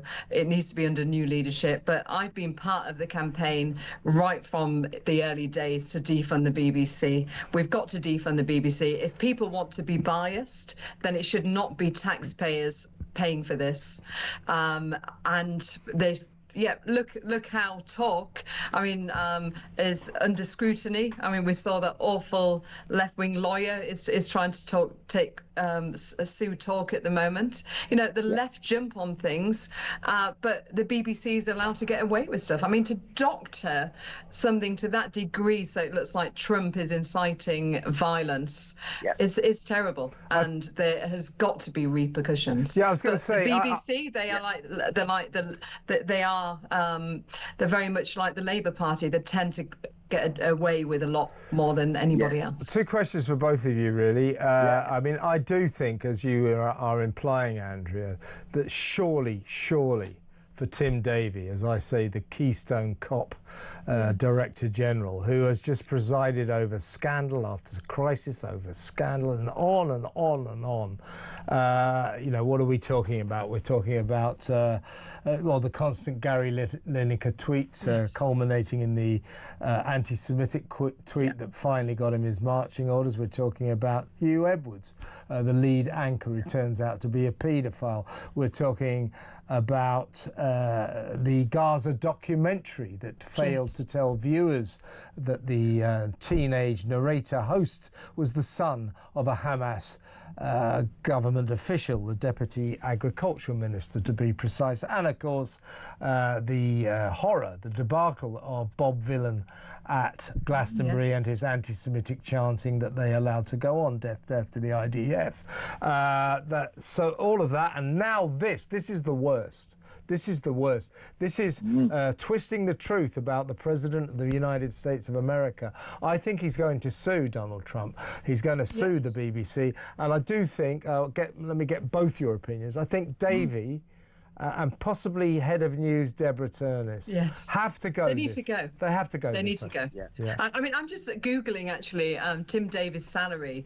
You know, it's costing taxpayers £547,000 a year, so over £500,000 a year for him to just give platitudes at these major moments in BBC when heads should have rolled. Yeah. So lessons will be learned. He needs to go. New management, new leadership, and a new way of funding them, not by the taxpayer. And the head of news, Deborah Turnis, who's presided over this egregious bias towards Palestine and bitter bias against Israel, she gets £431,000 a year. So if you think of those two, they're taking £1 million a year of our money that we pay for. I think they've both got to go. Yes, Tarquin? Yes, well, I totally agree with you. Tarquin, start a petition. I'll sign it and I'll promote it. On a serious note, they're bringing journalism into disrepute. It's disgusting. Yeah. Do you know what I object to about that, Tarquin? I see it as my job to bring journalism into disrepute. They're encroaching on my territory.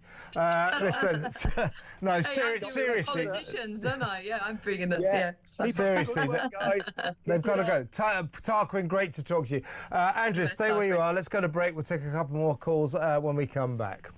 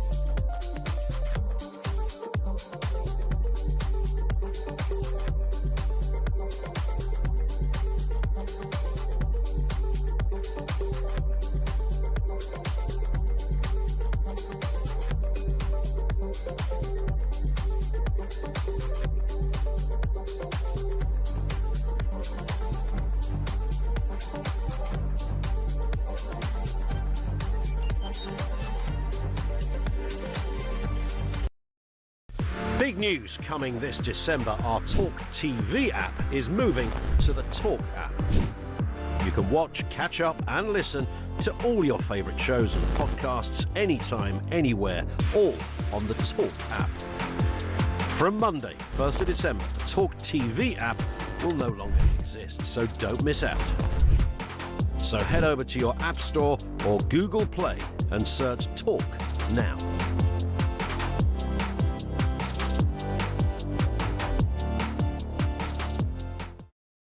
I mean, honestly, Pete, a manhunt, the prison service, tell me some sense, please. David Lammy, hereafter known as the Monopoly Minister, because everybody receives a get-out-of-jail-free card. Really appalling, particularly with the Algerian prisoner. The police were not notified for 6 days, so he had a proper head start on the police, and quite simply, he could be anywhere on the globe. Across the UK, on DAB+, on YouTube, on the app, on your mobile, the home of common sense. This is Talk. Welcome back. I'm still with Dame Andrea Jenkins, Reform UK's Mayor of Greater Lincolnshire. We call this Dial-a Dame. So we've got the calls coming in. By the way, I've got to tell you, Andrew, before we go to the next call, we've got Caroline in London's got a question for you. I think it's a good one, by the way. You know the cross-channel small boat crisis? So it's 2 weeks nobody's come across. And the government's starting to say, you see, the one in, one out deterrent is beginning to work. No, it's not. We've had 2 weeks of bad weather. Today, Exactly. the English Channel has been like a mill pond, and it is estimated that at least 600 have come across, maybe more. So they've been pouring over today. So the cross-channel small boat crisis, you'll be thrilled to hear, is back in business. That's great, isn't it? Well, listen, I'll just leave that. I'll park that there because I've got lots of people who want to talk to you about Villa and Islamification. This is Kim in Manchester. Kim, talk to Andrea and me. You're very angry about this Israeli fan ban. Oh, I am. Absolutely. I've just been watching it. I've watched loads of YouTubers taking all the videos and stuff. And as the people who were sticking up for Israel and stop bringing religion into it, and then all of a sudden the police had put them in this bloody chicken coop. Well, I assume that's the local Jewish people who've managed to get into the ground. I think the headline of this story, though, Kim, good point, but is that the travelling Maccabi Tel Aviv fans have been banned from this game altogether. West Midlands Police saying today, finally telling us, oh, it's because we had this information that a small caucus of these fans were intent on causing trouble. Well, wow, knock me down with a feather. There are some football hooligans following a football team. Loads of teams have got caucuses of troublemakers. And when they talk, Kim... Including Brits, isn't it, when they go abroad? We have it in all aspects of society, don't we? All of a sudden, we've got a police force saying, oh, we can't handle the away fans. Well, I bet they would if it was Palestine Football Club or something like that.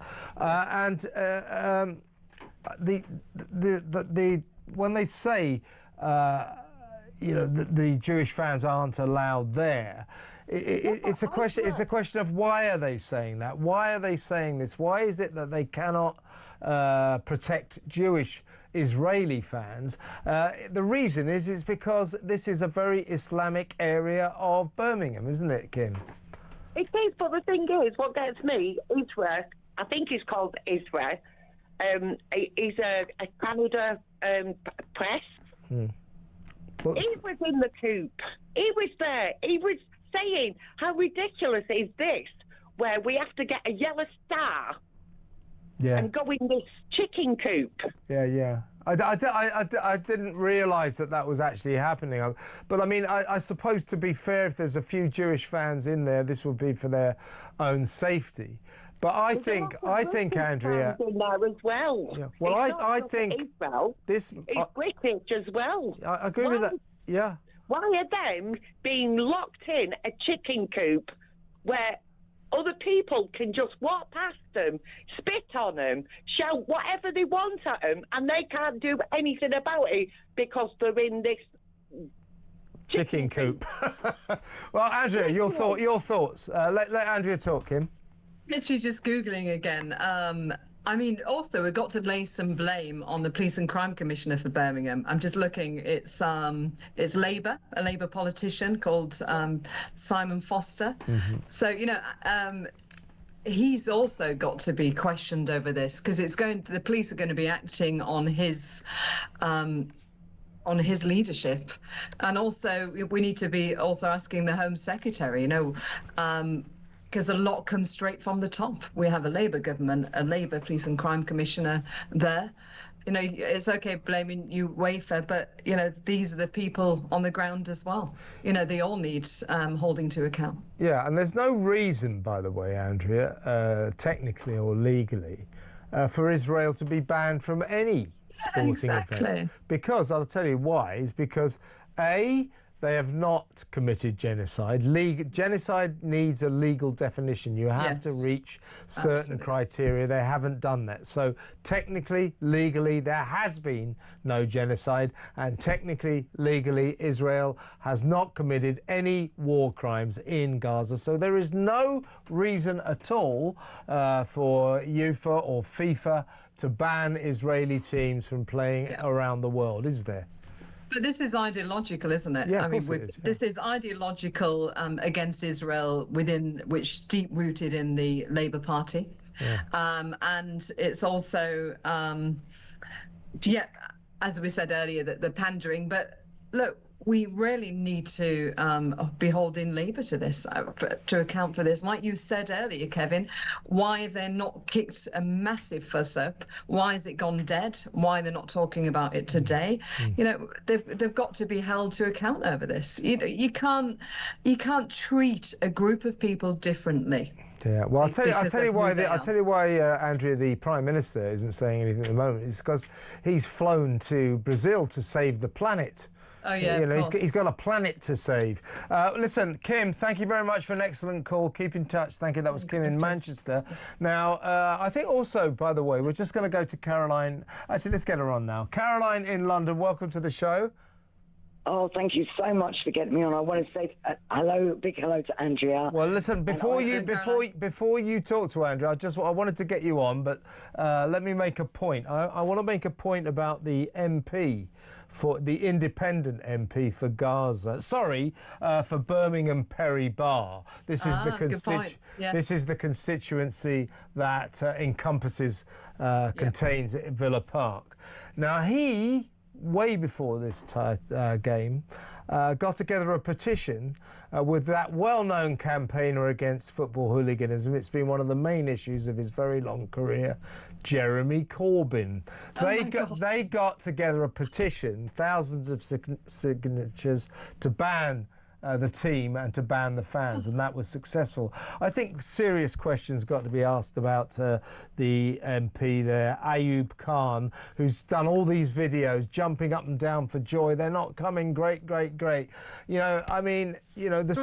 Galloway hasn't jumped in on this as well, the spectre of anti-Semitism hangs high here, doesn't it? It really does. I wasn't aware of that, Kevin. Yeah. It's just disgusting. Well, listen, Caroline... and he nearly became Prime Minister. Let's not forget that, under the Labour Party. Yeah. When a lot of the front bench, including Starmer, they served under him. Yeah, exactly right, including Starmer. Well, Caroline, sorry I kept you waiting there. You got a question you want to ask Andrea? No problem. Firstly, I want to say it's great to speak to you. I've been dying to speak to a politician or someone in authority for a long time, because we're just being completely blocked. MPs, no one's getting back to us. What I'd like to ask Andrea is, if Reform win the next election, or if they're partly, in with another party, but they have the majority, I would like to know what Reform are going to do within the first month with this situation, with the Islamic problem we have in this country. Last weekend, we had all that going on in East London. We've got this tonight. We have it every week, protests.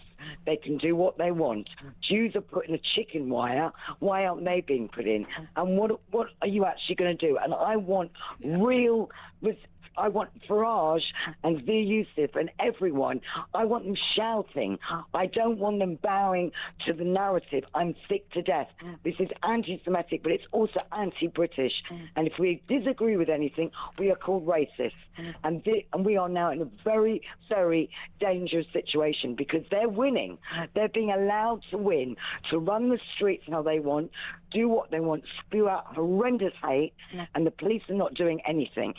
What is Reform going to do? And I really want to know exactly, and how quickly can they do it? Go on then, Andrea. Okay. Yes, thank you for your question. Yeah, I can see you're very passionate about this. Look, I think Nigel's been incredibly strong on all his press conferences he's had, not only on the grooming gangs, he's called it out, who is the perpetrators, he's also been strong on the crime as well, and the justice. And under Reform, you know, we will not pander to any group in society. We will have a justice system where everybody's treated equally under the rule of law. I don't believe it is at the moment. And that's got to be right from the police on the street, treating everybody the same like that, right to the top of government, right to the politicians. So that has got to be a starting point. Just like Rudy Giuliani said about the broken window theory, no crime is too small to go unpunished. I think if we start fighting back and calling out, I mean, look, I'll give a prime example. When I was an MP, I got booed in Parliament by Labour, by the Green Party, the SNP and the Lib Dems for saying that crimes, I'd like to see the statistics, crimes per nationality, because we need to understand if we are importing criminals. And I believe that, you know, if and when we get into government, we've got to actually publish these statistics to understand who are these criminals, where do they come from, and we treat every single person the same under the rule of law. But again, it's getting the data, publishing it, and ensuring that we don't import criminals as well. And one thing I would say, Caroline, if I could just say, well, let me just say, you said how long, when can we expect all of this? I'm afraid we'll have to wait until the next general election, which may be as long as 2029. And also, you've got to be realistic as well. Now, there's too many variables here. Now, look, I've been in government. I've seen that. I've been where we've had a small majority under Theresa May and a confidence supply agreement with the DUP, where you couldn't get anything through. I've been under where we had a big majority with Boris. We've seen with Labour at the moment, they've got the supermajority. It's hard to kick them out, isn't it? So there's too many variables here to commit to anything like that. That's the fact of it. Now, we don't know what kind of majority. You know, I pray we get a supermajority. But there's other things as well. We've got to get lots of legislation through. I mean, I think we're going to see a general strike, because I'd like to see us reforming the civil service. And I've said this on your show before. And so we need that legislation, because in order to bring this other legislation, we've actually got to stop those blockers of the blob. So we've got too much time, and you've got to plan your parliamentary time as you do as a chief whip, etc. So it's not going to be done within a month. But you can bring special dispensations in, providing you've got the majority to rush things through Parliament. But again, that depends on how big a majority, you know, we are likely to get. All right, Caroline. We've got to be realistic here, though. Yeah, we've got to be realistic. Yeah, Caroline. Briefly. Sure. One more, but I've got to move on. One more question. Sorry, just firstly, thank you very much, Andrea. But what I want to see is something like, look what Trump did. I'm not saying exactly like him. You know, are you going to ban the marches from day one? You know, are you going to get all the illegal immigrants out of the prisons and get them out, put them in camps, whatever? How are you going to get the right-wing lawyers, the woke agenda? I mean the left-wing lawyers. But that's why I said we've got to fight back at the blob. Yeah, and we need that legislation passed in law before you can do this. Because if it's senior civil servants, I mean, even during Pritch's time, you know, they pulled her for bullying because they didn't want the the policy that the Conservatives had at the time. So we've got to sort them out first, or you will not get any legislation through. And on top of that, though, you're right. And Nigel's been very clear, we need to come out of the ECHR and the human rights laws as well, which Blair brought in, because and have our own British Bill of Rights, because we cannot fight back, or it would be going back to square one where we cannot deport people. But it's easy to put rhetoric out there, we'll send them all back. But the fact is, where are you going to send them to? Yeah. And also, how do you identify they've got rid of the passport? It is not as simple as some politicians are putting out there. We've got to have a solid policy where we have a place where we send them, we process them out of the country, and that's the best way of doing it. But I am actually sick of politicians just making it sound easy. Yeah. When you've been in government, you see that, you can't just send them back like that. You've got to have these policies in place. You've got to leave the ECHR, etc., or you won't do it. I think, Caroline, how you can sum this up, this is what my feeling about reform, and I don't take sides in these political debates, but I think in terms of what you're worried about, the Islamification of certain areas of Britain, the ongoing migrant crisis, the asylum seeker hotel crisis, and dealing with it, what I perceive as a neutral is that the only party showing any resolve about any of these issues is Reform UK. The others are all wishy-washy, not sure if they're going to leave the ECHR. Labour definitely aren't. The Tories weren't going to. We're the only one with a plan, Kevin. Exactly, actually. Right. And so I think if you want to, I think that is the what you can be confident in, Caroline, that Nigel Farage and Dame Andrea and the Reform crew have got resolve. Something else, Kevin. What is amazing about Reform is, despite what all the left-wing journalists say, they actually bring in the experts to formulate their policy, people who's worked in these different sectors. So all our plans are thought out, despite what the media try to say. We have solid plans which will tackle this, and I've got every confidence in Nigel in delivering this. There you go, Caroline. I've got to move on, but thank you for an excellent call. Let's quickly, I haven't got very much long now. He's been waiting a while. Jason in Sheffield. Hi, Jason. I've got a message here saying that you don't think we should worry about a pro-Palestine minority. Are you aware that in Aston, where Aston Villa is, the 74% of the population are Islamic? That's worrying. So it's not a pro-Palestine minority, is it? No. But what I was ringing up to say was... Jason, sorry to interrupt. Stay exactly where you are. Watch this as well, Andrea. Here's a little clip from something that's just happened up at Aston Villa. Every match that the barbaric Israeli establishment or their teams are at, we will be at. Takbir! Allahu Akbar! Allahu Akbar. You're not worried about that then, Jason, no?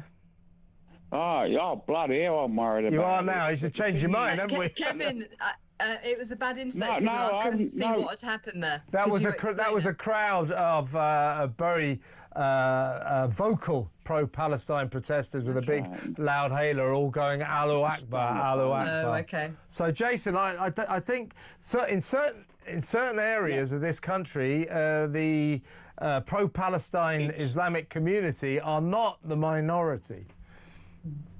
No, the thing is, the original reason I rung up for, is that there is a chink of light, In what way? In the way that the amount of people who had turned up to Aston Villa, which is in the low thousands, isn't it? Yeah, you're right. It's a smaller turnout than we'd expected. Yeah, you're absolutely right. But then again, you'll find where demonstrations, when you get huge crowds, it's generally on a really nice sunny day in the summer. That's why they call the summer riot season. When it's a cold night, the turnout tends to be a lot smaller. Well, what I was saying is, what I was comparing it to is where the chink of light is for the British people. Look at the United Kingdom protest. Well, that was a huge protest, but then again, and I would say that that unfolded on a lovely sunny day in central London. A sunny day, the weather, it's like the migrant crisis. The weather is a huge factor. Yeah. Oh, yeah, PC rain. Yeah, exactly right. PC rain, nicely put. That's a good line. Listen, Jason, we've got to go because I've got to move on.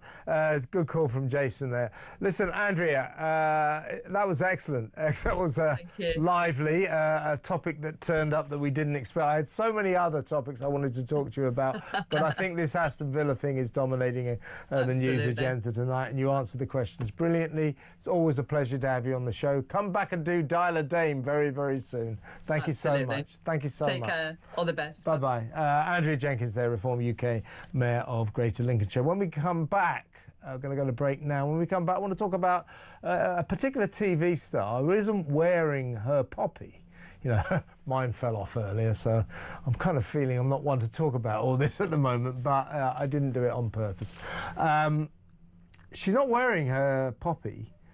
And the reason she's come up with is really, really weird. And I'm just thinking that people on television and people in the media, like me, should make the effort. In fact, I think everyone should. This is to pay our respect to people from this country who have sacrificed their lives, the ultimate sacrificed their lives for this country, for their country. And I think the least we can do is that, don't you think? We'll talk about that next. Stay tuned.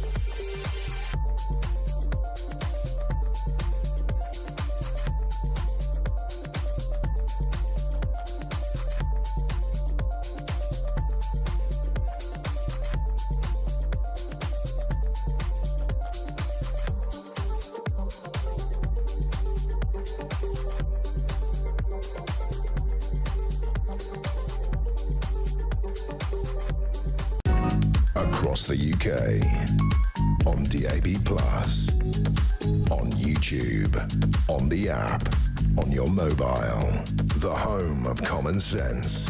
This is Talk.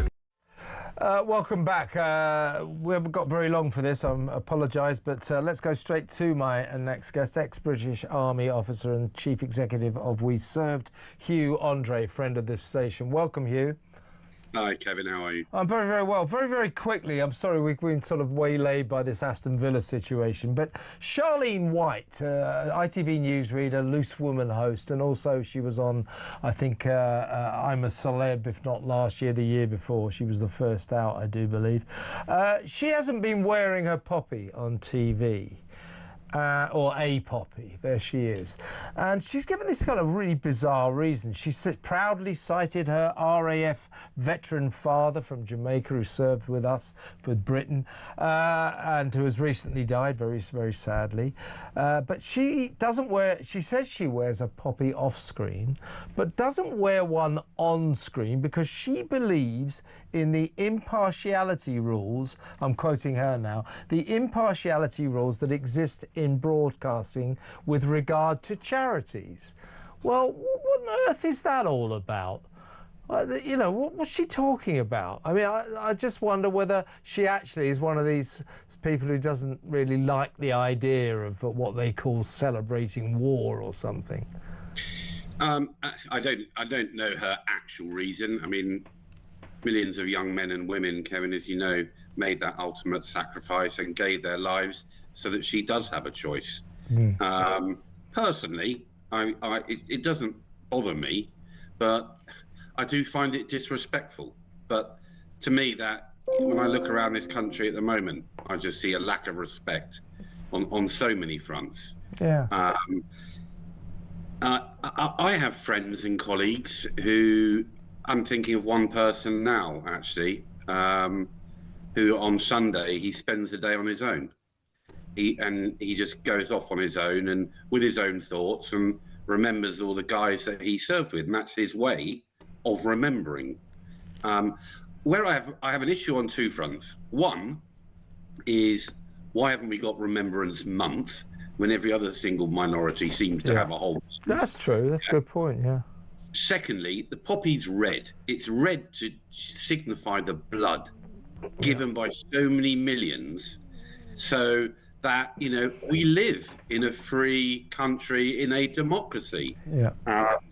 But I think it's disrespectful. Yeah, my view is if you don't want to wear the poppy, that's your choice. But it's not about whether or not you object to war or you're a pacifist. This is about paying respect to people who've made the ultimate sacrifice, laid down their lives for their country, and the least you can do is donate some money for the veterans who've survived and their families. And I think, Kevin, where she's coming from, there's a fair bit of concern across the UK veterans community about how the military charities operate. Well, maybe, but I think I've got to go now, Hugh. I've got to go, Hugh. I've got to go, but I just think you should wear them. We'll talk about that another time. Hugh Andre there. Let's go straight to the break.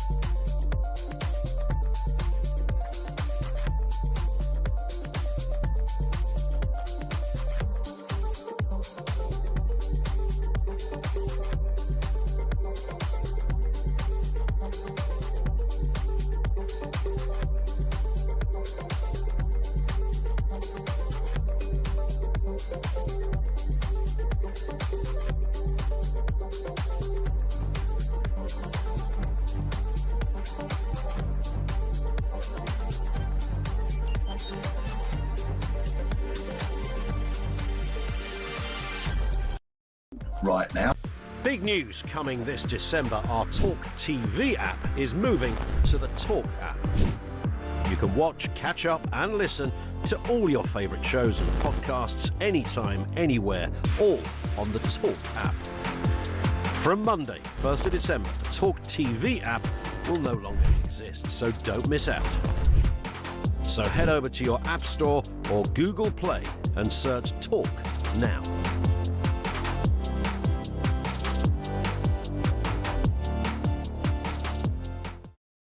I mean, honestly, Pete, a manhunt, the prison service, tell me some sense, please.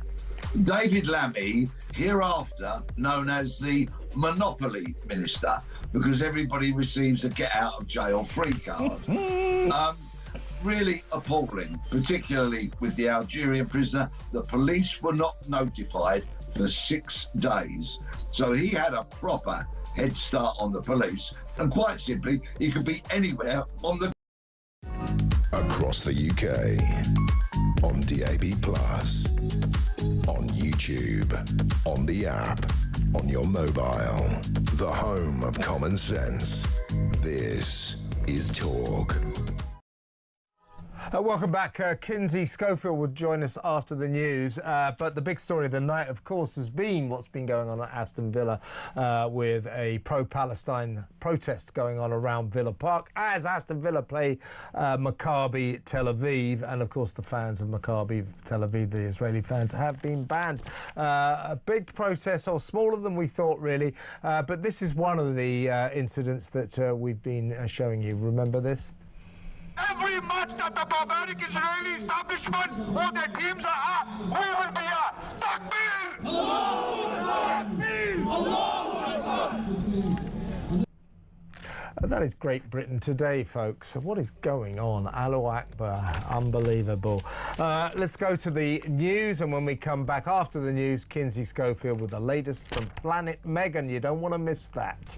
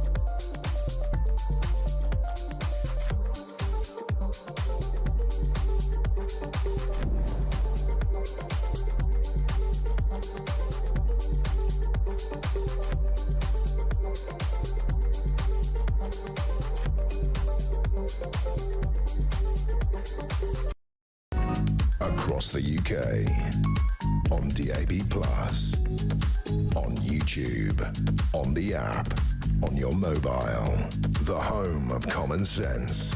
This is Talk.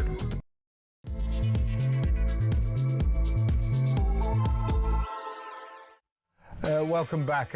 In a little while, I'll be taking your calls. I want your thoughts on what has been going on in Birmingham around Aston Villa Football Club.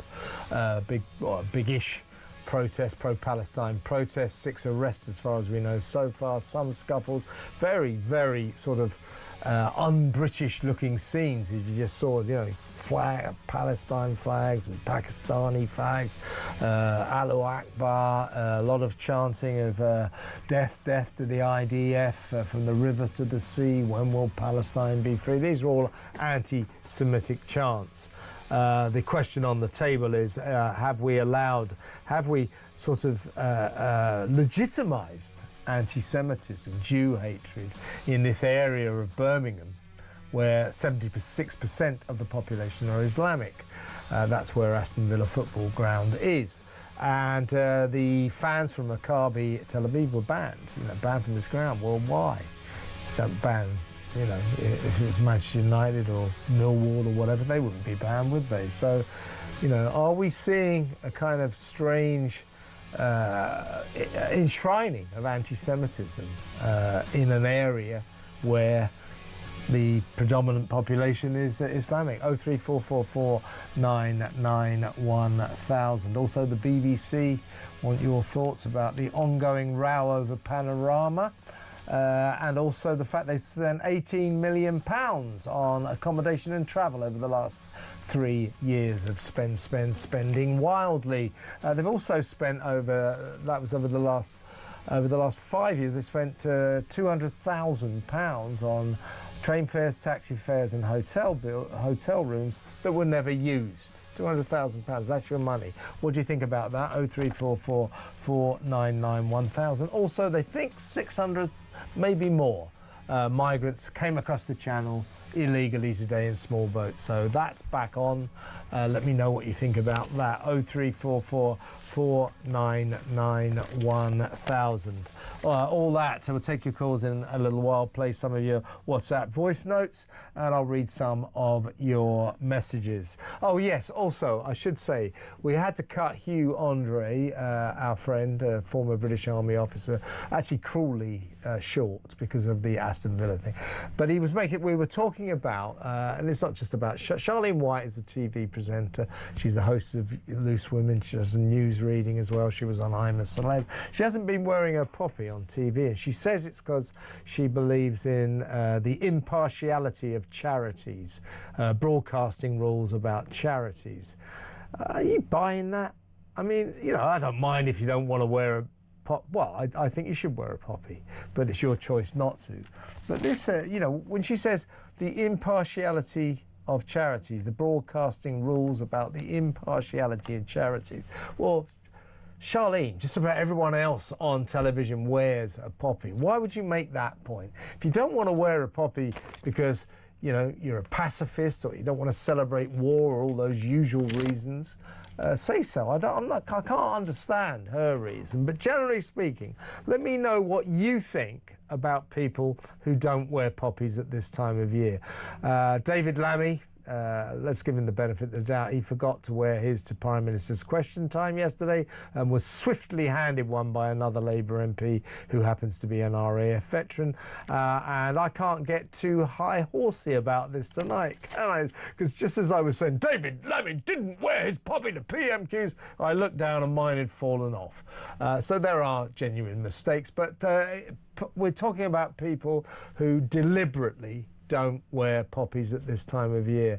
I think whatever you think about war, you can be the biggest pacifist in the world.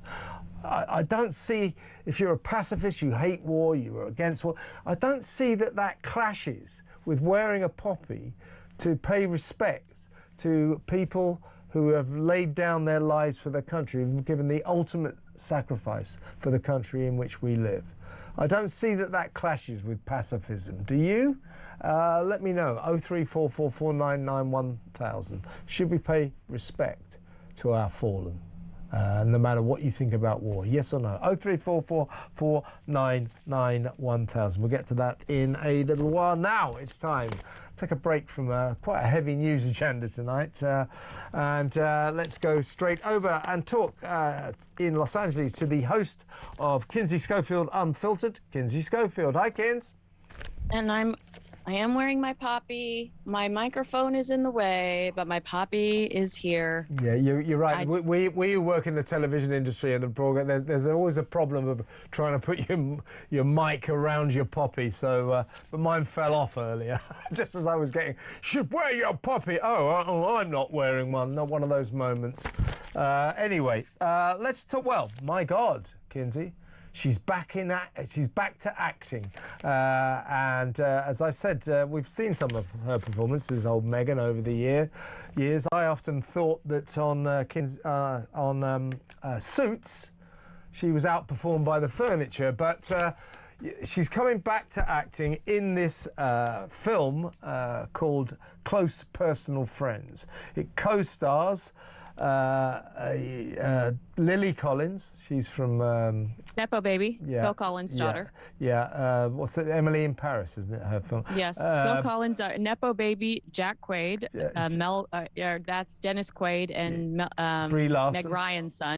And Brie Larson is the other. Now, this is the story of two couples divided by fame. One becomes famous. Quite an interesting idea. One couple becomes famous, the others don't, and therefore, you know, it's how that kind of dichotomy affects their relationship and their friendship. That sounds like quite a good idea, actually. But in this film... But unfortunately, we're going to have to boycott it. Well, no, because in this film, Megan, let's be fair, she has bravely agreed to play the villain herself. But she is going to play herself in this film. And we're hearing, she's been inundated with offers for movies over the 8 years since she retired from showbiz, but this is the one she's chosen. Well, if she's been inundated with offers, I'm not trying to denigrate this production, but it's hardly A-list, is it?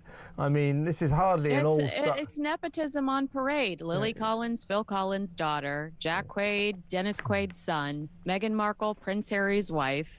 This is nepotism on full display. But I will say that if Meghan had any other offers, Kevin, you and I would know about it. Yeah, this you're right. Yeah, swamped with other offers, and this is the one she chose. I mean, if you and I are hearing about Prince Harry showing up late to Netflix meetings and then having the audacity to ask an executive for a hot chocolate, then we would hear about any and all movie offers Meghan Markle was navigating over the last 8 years. But this just is proof of what I've been saying over the last few months. Meghan continues down Fergie's post-royal path. Fergie, who played herself in an episode of Friends. This is Meghan Markle continuing down the Kardashian path.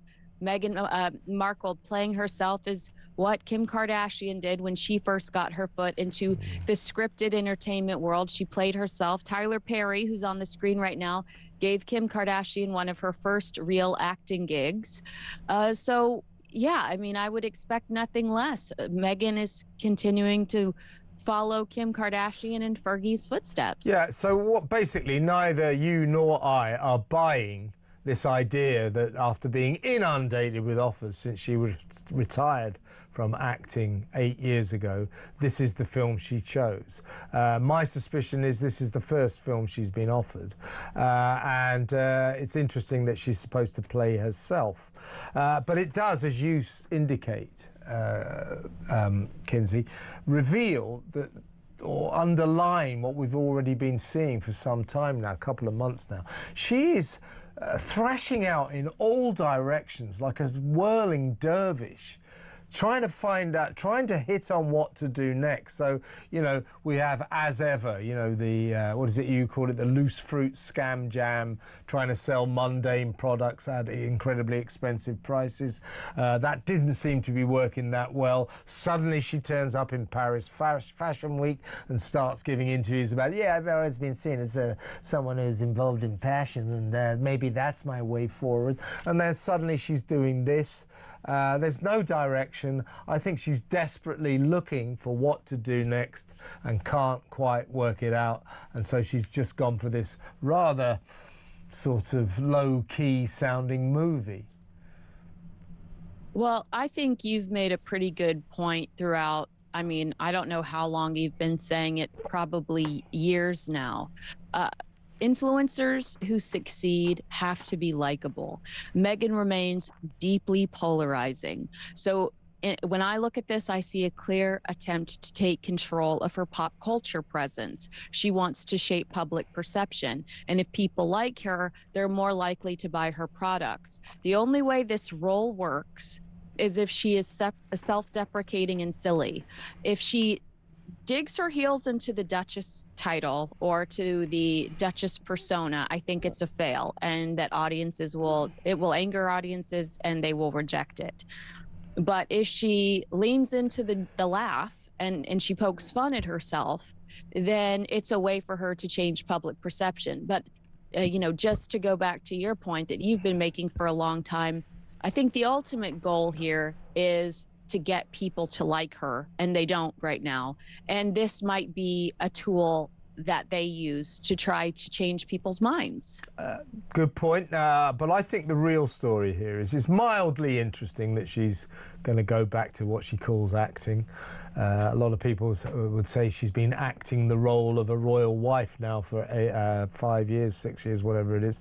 And not particularly well, I might add. It's mildly interesting that she's going to make this film, but I think the real story here is the timing of the announcement.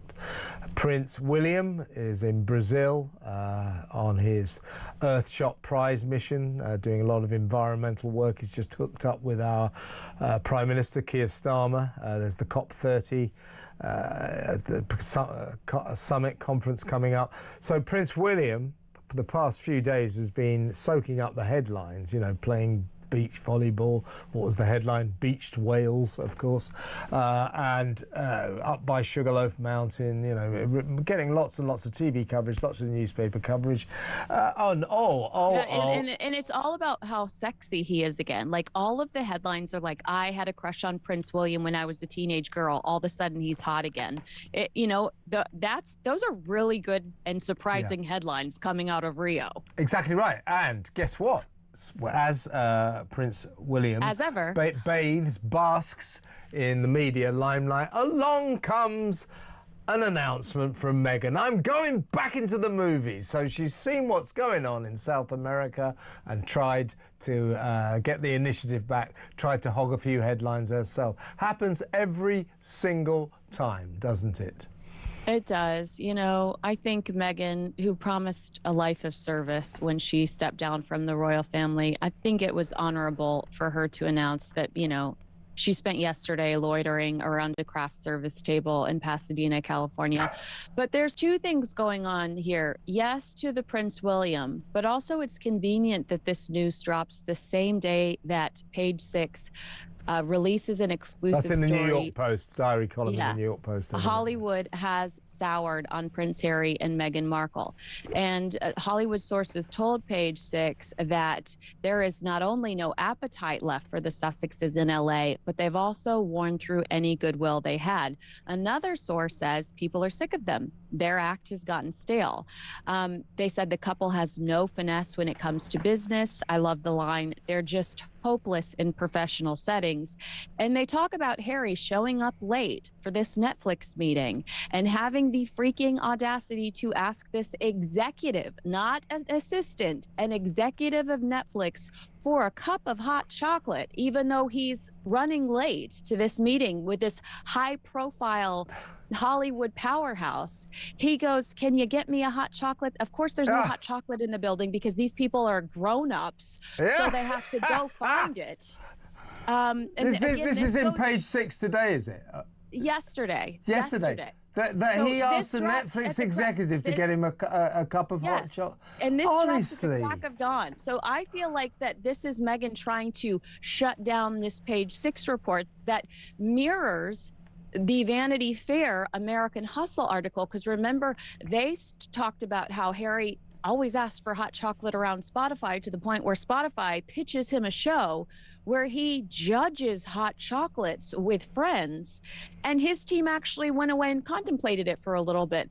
And so this Page 6 article comes out saying Harry's running late for meetings. He's asking for hot chocolate. He's embarrassing Meghan.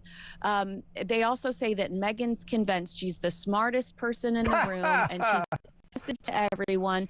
Another source says that Meghan is the one in the couple who controls everything. Hashtag duh, we know that. So I was wondering when I saw the Meghan Hollywood story, Meghan's big comeback, if it was her desperate way to shut down the Page 6 story before that took off. Because immediately I asked myself, if Harry loves hot chocolate so much, why is as ever not making a hot chocolate for him? I thought you loved H. Isn't H your favorite person in the world? I asked my girlfriend this and she said, because she's embarrassed of him. Because that humiliates her. Because if she makes a hot chocolate and has to acknowledge it's because her 40-year-old husband loves hot chocolate, then all of these other stories are going to come out and circulate about how there's a 40-year-old man in the Netflix lobby asking if there's hot chocolate available. Oh God, I wish I was around when he asked me to get him a hot chocolate. I'll tell you where to shove your hot chocolate. Merry Christmas. Hey Ginger, you know where you can shove your hot chocolate, don't you? Get it yourself.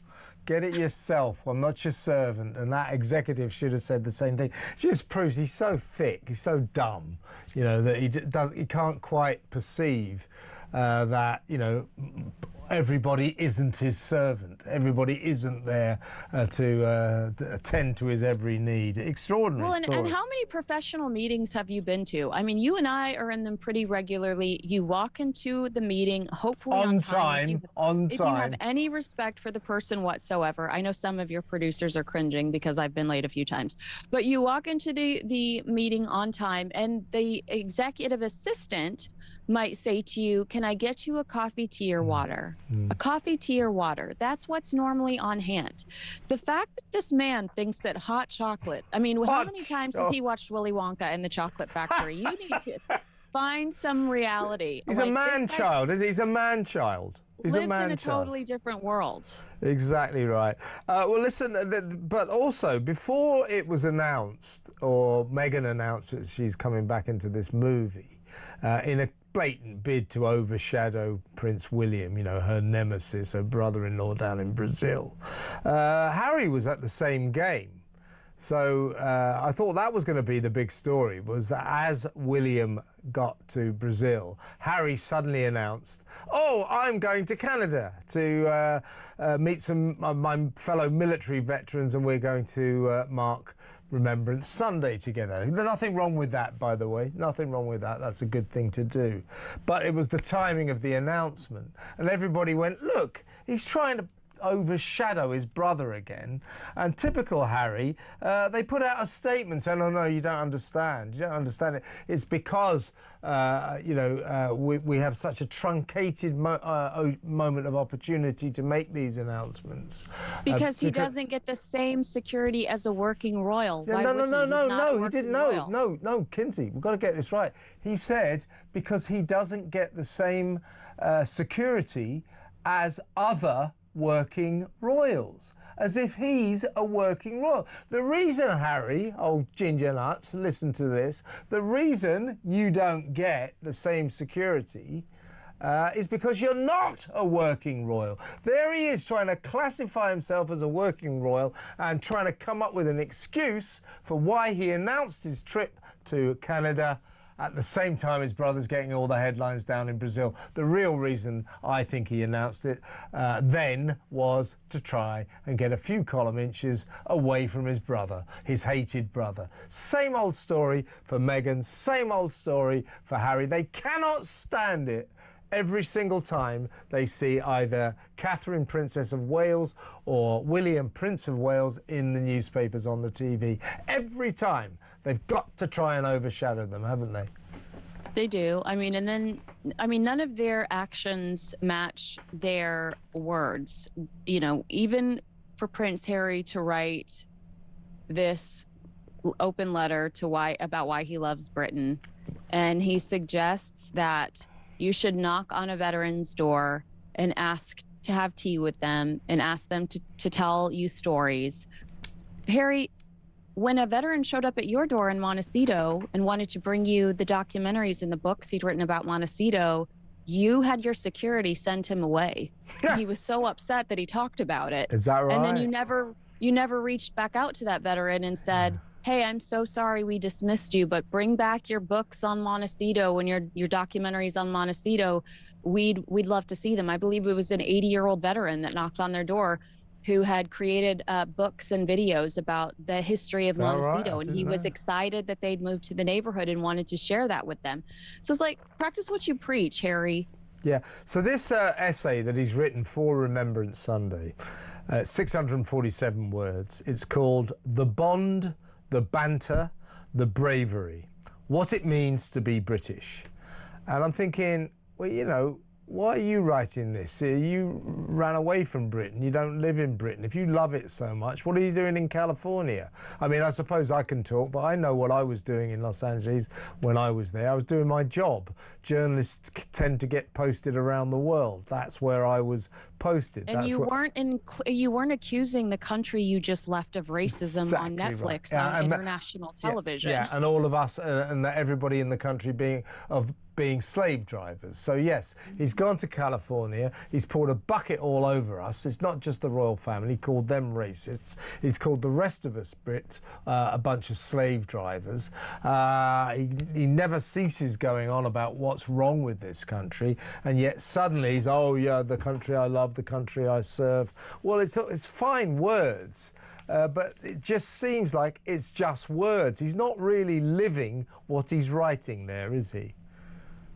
I know I just said this about Meghan Markle, but I think so much of this is them trying to clean up their public image and change public perception. It kills. Oh, actually, there is an article in Page 6 this week about how Harry really is so livid over Meghan Markle's social media activity and how he feels like her using him. He feels paraded around by Meghan, and it's Fergie-esque the way Meghan uses her title and his presence and the back of the kids' heads, Fergie-esque, and he doesn't like it.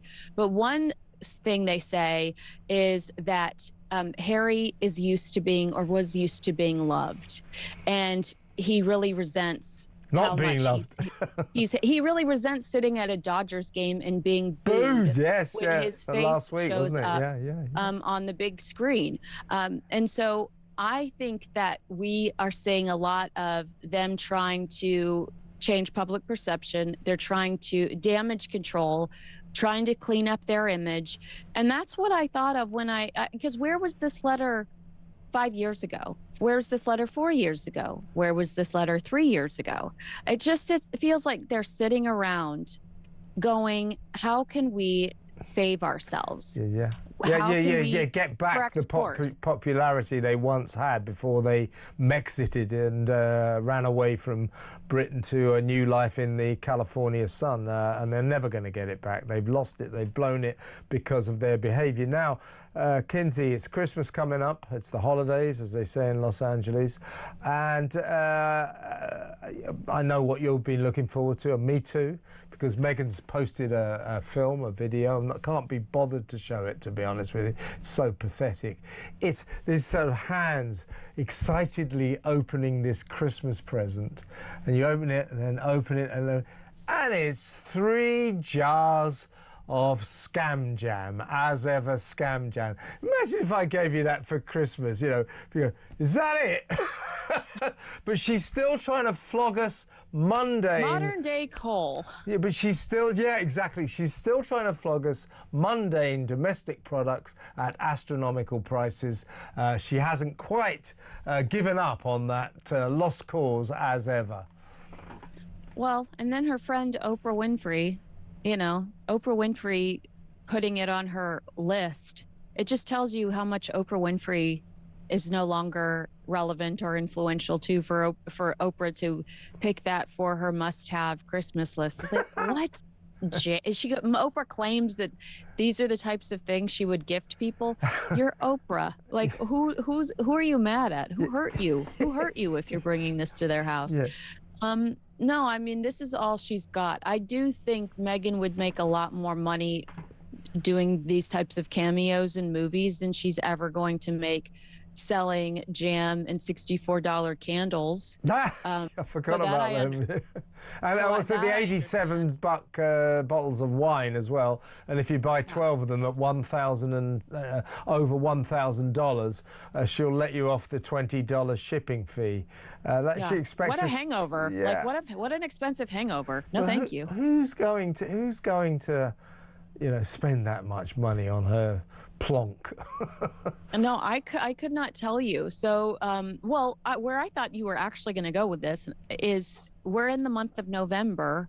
Yeah. When is Meghan Markle's Christmas special going to come out, and why is it so secretive when they release it? Why are you being so secretive? They should be teasing it. We should be seeing Instagram teases. We should be seeing trailers. Yeah. Special guests should be secretly promoting it on their Instagram. Guess where I'm showing up, standing in front of a Christmas tree, maybe with Meghan's jam under the tree. I don't know. But the fact that they're so secretive about this either tells me they don't believe in this product, or Meghan is such a control freak that she would allow this to fail, because she is just so fixated on keeping secrets from the media. I don't see the value in surprise, my show's out today. I see the value in the gradual buildup, the countdown. If you're a Meghan Markle fan, you're on Twitter every day saying 10 days till the Christmas special. The fact that she just wants to surprise people with the Christmas special tells me ultimately she is a control freak that doesn't know what she's doing, that is just so vengeful and bitter towards the media, or they don't believe in the product. And I think it could be either or. It's a fascinating situation, and you said if you're a Meghan Markle fan, I'd like to ask a similar question. If you're a Meghan Markle fan, you people are, why? That's what I'd like to know, really, really. On that bombshell, Kinsey, great to talk to you as always. We'll talk again on Monday. Have a lovely weekend. The brilliant Kinsey Schofield there, host of Kinsey Schofield Unfiltered. Let's go straight to break. When we come back, I've got lots of calls, I've got messages I should read out, and also I think some WhatsApp voice notes. But get involved, get on the phone, get it off your chest. Give me a ring on 0344 499 1000. Let's talk. It's good to talk on Talk.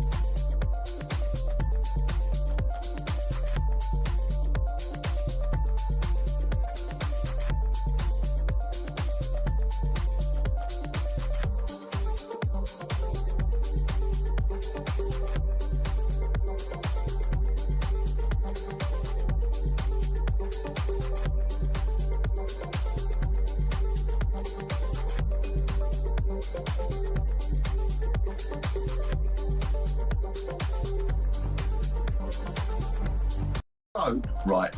Big news coming this December. Our talkTV app is moving to the Talk app. You can can watch, catch up and listen to all your favourite shows and podcasts anytime, anywhere, all on the Talk app. From Monday, 1st of December, the Talk TV app will no longer exist, so don't miss out. So head over to your App Store or Google Play and search Talk now.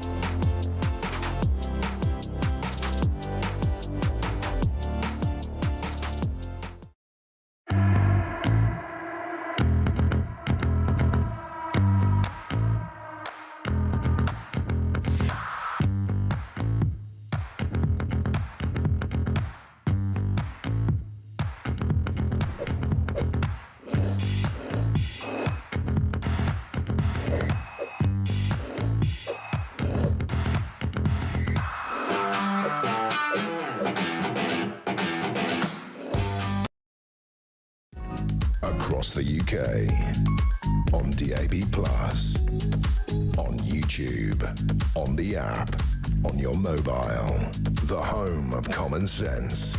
This is Talk.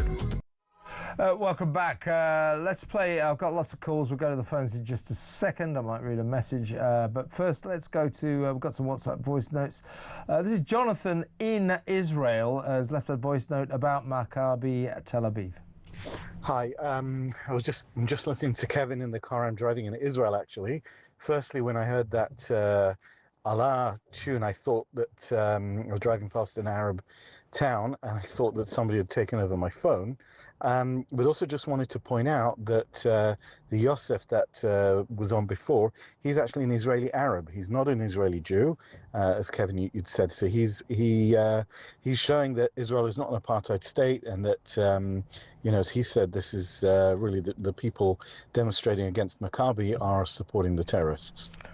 That's a very good point, Jonathan. I hadn't realised that, but Israel is not an apartheid state. There's no doubt about that. Let's see what we got here. We didn't give Hugh Andre, our British Army officer, ex-Army officer friend, enough airtime because we're talking about whether or not people should wear poppies. Charlene White, the TV star, head host of Loose Women, doesn't wear hers because she said something about believing in the impartiality, the broadcasting rules about the impartiality of charities. I mean, what's biased about wearing this? This. What is biased about that? I don't get it. I'm just wondering if she's... We did try to get Charlene on the show. She said no. But I don't think she's explained well enough why she's not wearing one. Look, it's your right not to wear one, but if you think somehow this poppy celebrates war, or you're a pacifist, you just don't like the idea of it, fine. I don't approve of it, but that's your right. But all this claptrap about the impartiality of charities and broadcasting rules, everybody on telly, all of her other fellow Loose Women are wearing them, so that doesn't really wash, does it? But let me know just generally, it's not all about Charlene, of course. Let me know what you think. Should people wear a poppy? Come what may. I think they should. I know that everybody won't, but I just sort of wish that they would. This is Carl he's sent me a text, Carl from the Derbyshire Dales. I remember that recently last year, the year before, the Royal British Legion gave a lump sum of money to Stonewall, which are clearly a lot of people objected. Me included. Money we donate to a specific charity should be given to that charity. I wear a poppy proudly. Yeah, we did find out that the Royal British Legion, they've got like a diversity department in their offices, and that the word was they donated to Stonewall and all that. The LGBTQ organisation. And you think, well, if I'm giving money, I'm giving money for war veterans, for the families of war veterans, for the fallen. I don't really want to give a load of money for it to be paid to diversity officers. So that is the thing. Hugh Andre was touching on that, saying, well, it's the way some of this charity money is spent that causes some people to have their doubts about wearing a poppy. And I really do take that point. I don't want to be paying, when I buy my poppy, I don't want to be paying for diversity officers. I don't see why we should. That's ridiculous. I want the money, all of it. I mean, obviously you're going to have some administrative people in the offices, but not diversity officers. What's that about? Give that money, get rid of the diversity officers and give all the money to the veterans, the families of the veterans. That's what it's all about, isn't it? Anyway, let me know what you think about all that. Right, let's go to the phones. Let's talk to Paul in Birmingham. Hi, Paul. You were at Villa Park tonight, actually at the match? Hi, Kev. No, I was at there was a demonstration called by Our Fight UK that was to keep anti-Semitism out of football. So you were outside. You were outside the ground, yeah? I was outside the ground. Okay, mate. Yeah, go on. Yeah. So the lady you called before was talking about pens, and what she was referring to is what happened. It was that demonstration outside the ground that ended up in what the people on the demonstration called a Jew pen. So we were put into a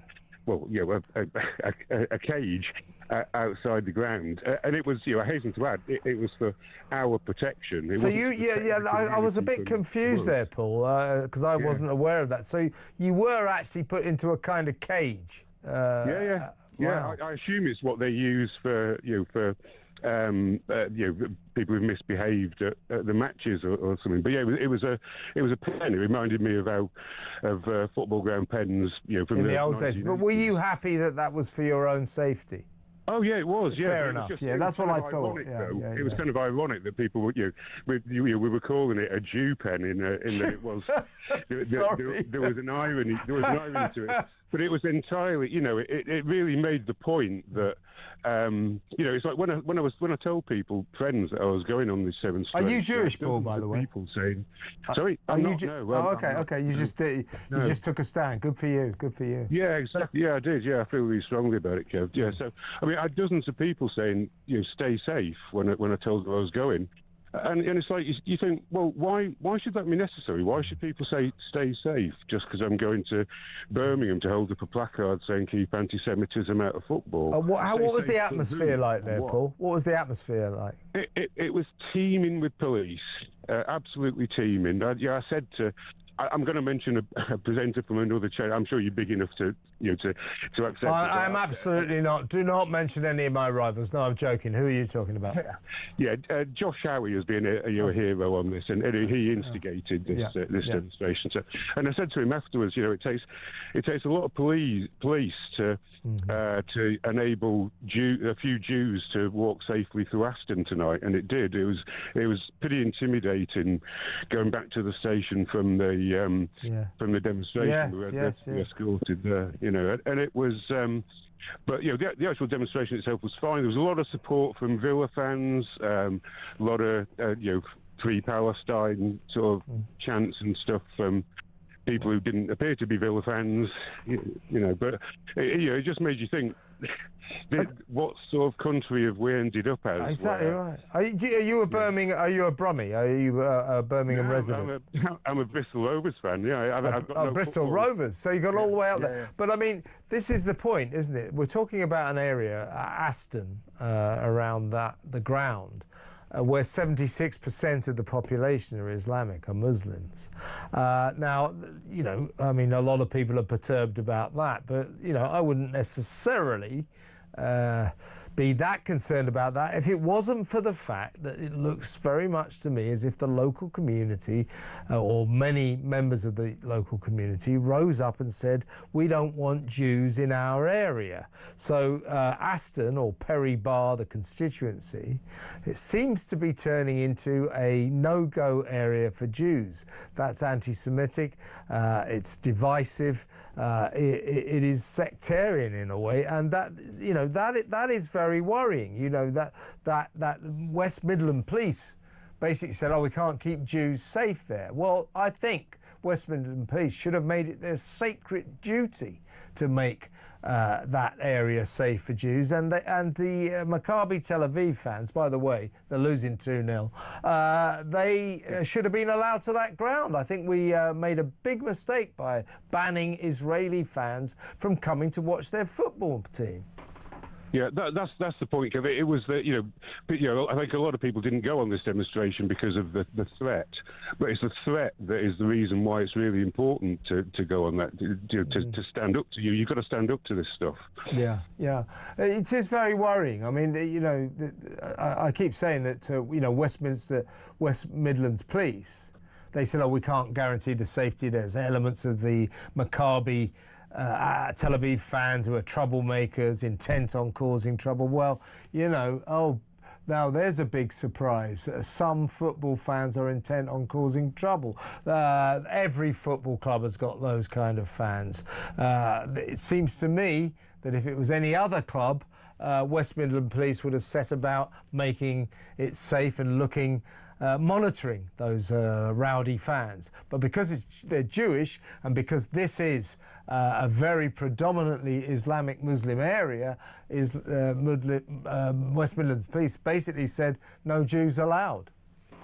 Yeah, I think that's exactly it. And I can't speak for, I don't know what the general kind of Muslim population of Aston thinks, and it may well be that the loud voices who've been calling. Yeah, you're right. I'm sure most don't speak for them. Yeah, I agree with you there. Yeah, we've got to be careful there. I mean, there's always the vocal and noisy minority. I would imagine probably the majority or a fair few Muslim people who live in Aston probably agree with us, to be fair. But many of them don't, and many of them, these demonstrators, seem to believe this is their territory, this is an Islamic area, and Jews must not be allowed in. And then they're saying, Israeli football teams and clubs and sports people should not be allowed to compete anywhere. Well, there's no technical reason for that, because Israel is not guilty of genocide and is not guilty of any war crimes. Therefore, there is no reason for Israeli football clubs or sports stars to be banned from any international sporting competitions. You see what I'm saying? Yeah, agree completely, Kev. Agree completely. Well, Paul, thank you. Thanks very much for a good call, and look after yourself. Paul, who went to Birmingham to make a stand. Good for him, I say. Shall we go to break? I've got lots of other calls, and we'll take them when I come back.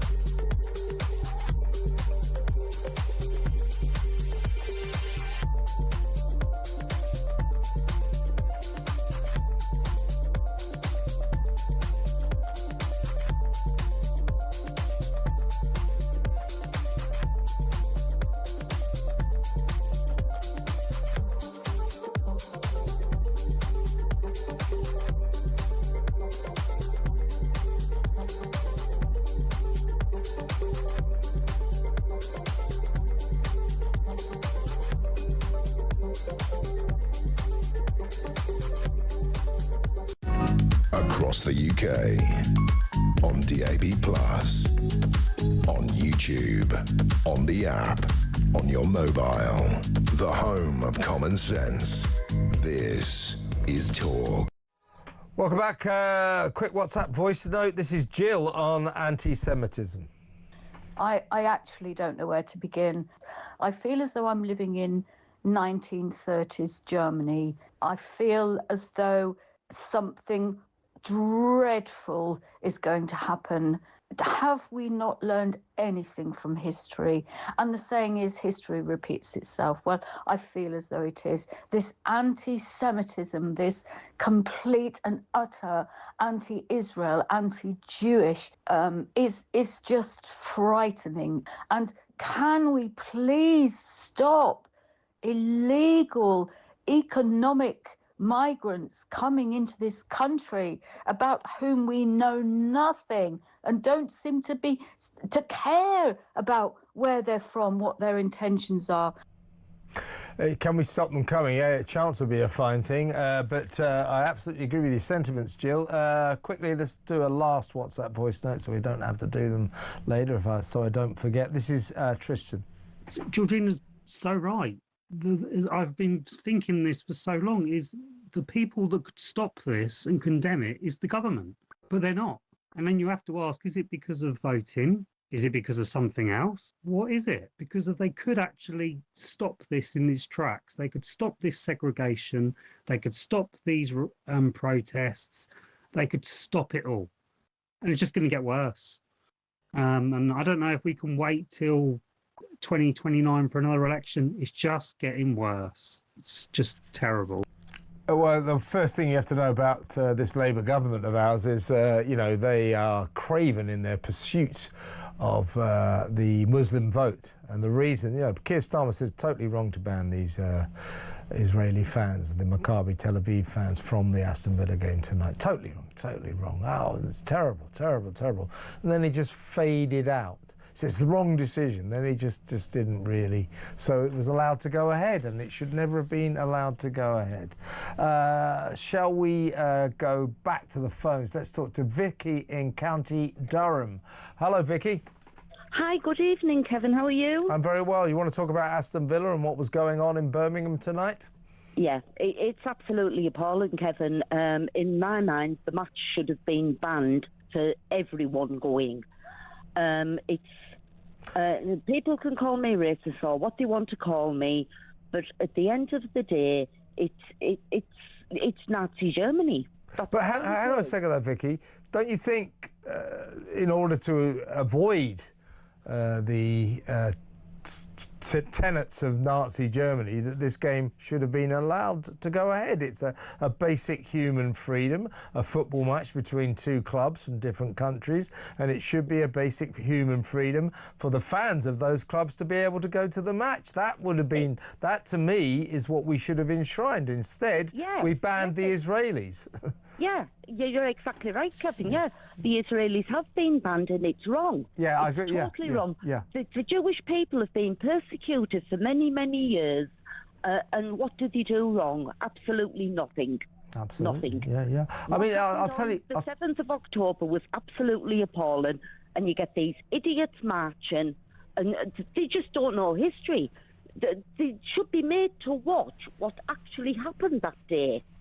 Well, if you see the real full video of October the 7th, it would change a lot of people's minds. Those who go on about, Israel is unjustified in what they've done. Well, have a look at the full video. Not everybody can see it, but it's just horrific what those Hamas thugs did to 1,200 innocent Israeli Jewish people that day. Exactly. It's exactly right. And the propaganda that's going around is just wrong. It's absolutely wrong. Vicky, I couldn't agree with you more. What an excellent call. Thank you for ringing. Vicky in County Durham. She's right, isn't she? We should have let that match. The match has gone ahead, but Maccabi Tel Aviv fans weren't allowed in. That's wrong. We should have made sure they were allowed. Those pro-Palestine protesters, we've got a right to protest in this country. It's part of democracy. They had the right to do that. But we should have made sure as a nation that Jewish fans could go into that predominantly Islamic area and watch their team play. It was really important. The Prime Minister recognised that for about 30 seconds, then lost all interest in the topic, and now he's flown off to Brazil. So there you go. But seriously, that was wrong. That was wrong. West Midland Police can't guarantee the safety of fans. Yeah, you could have done. Could have done. You're the police. Let's talk to Roy in Hampshire. Hello, Roy. Hello, me old Kev. How are you, mate? I'm all right, mate. You want to talk about the poppy? Yeah, about the poppy. These people that don't want to wear one, Kev. Yep. Go to France, go to Holland, go to Belgium, go and see the graves of our soldiers, mate. Yeah, I know. I couldn't, Roy. You know, exactly right. So many, or too many people, often younger people, you know, who've never really experienced what it's like as a nation to be in a war, let alone fought in a war, seem to think it's that not wearing a poppy is some kind of expression of pacifism. I can't stand war, don't want to celebrate war. It's not about war. It's about it's about young men, some women, but mainly young men, really young men, 18, 19, 20, who laid down their lives for this country. They made the ultimate sacrifice. And the least we can do, in my view, is to wear one of these, to pay our respects to the fallen. Well, don't you think?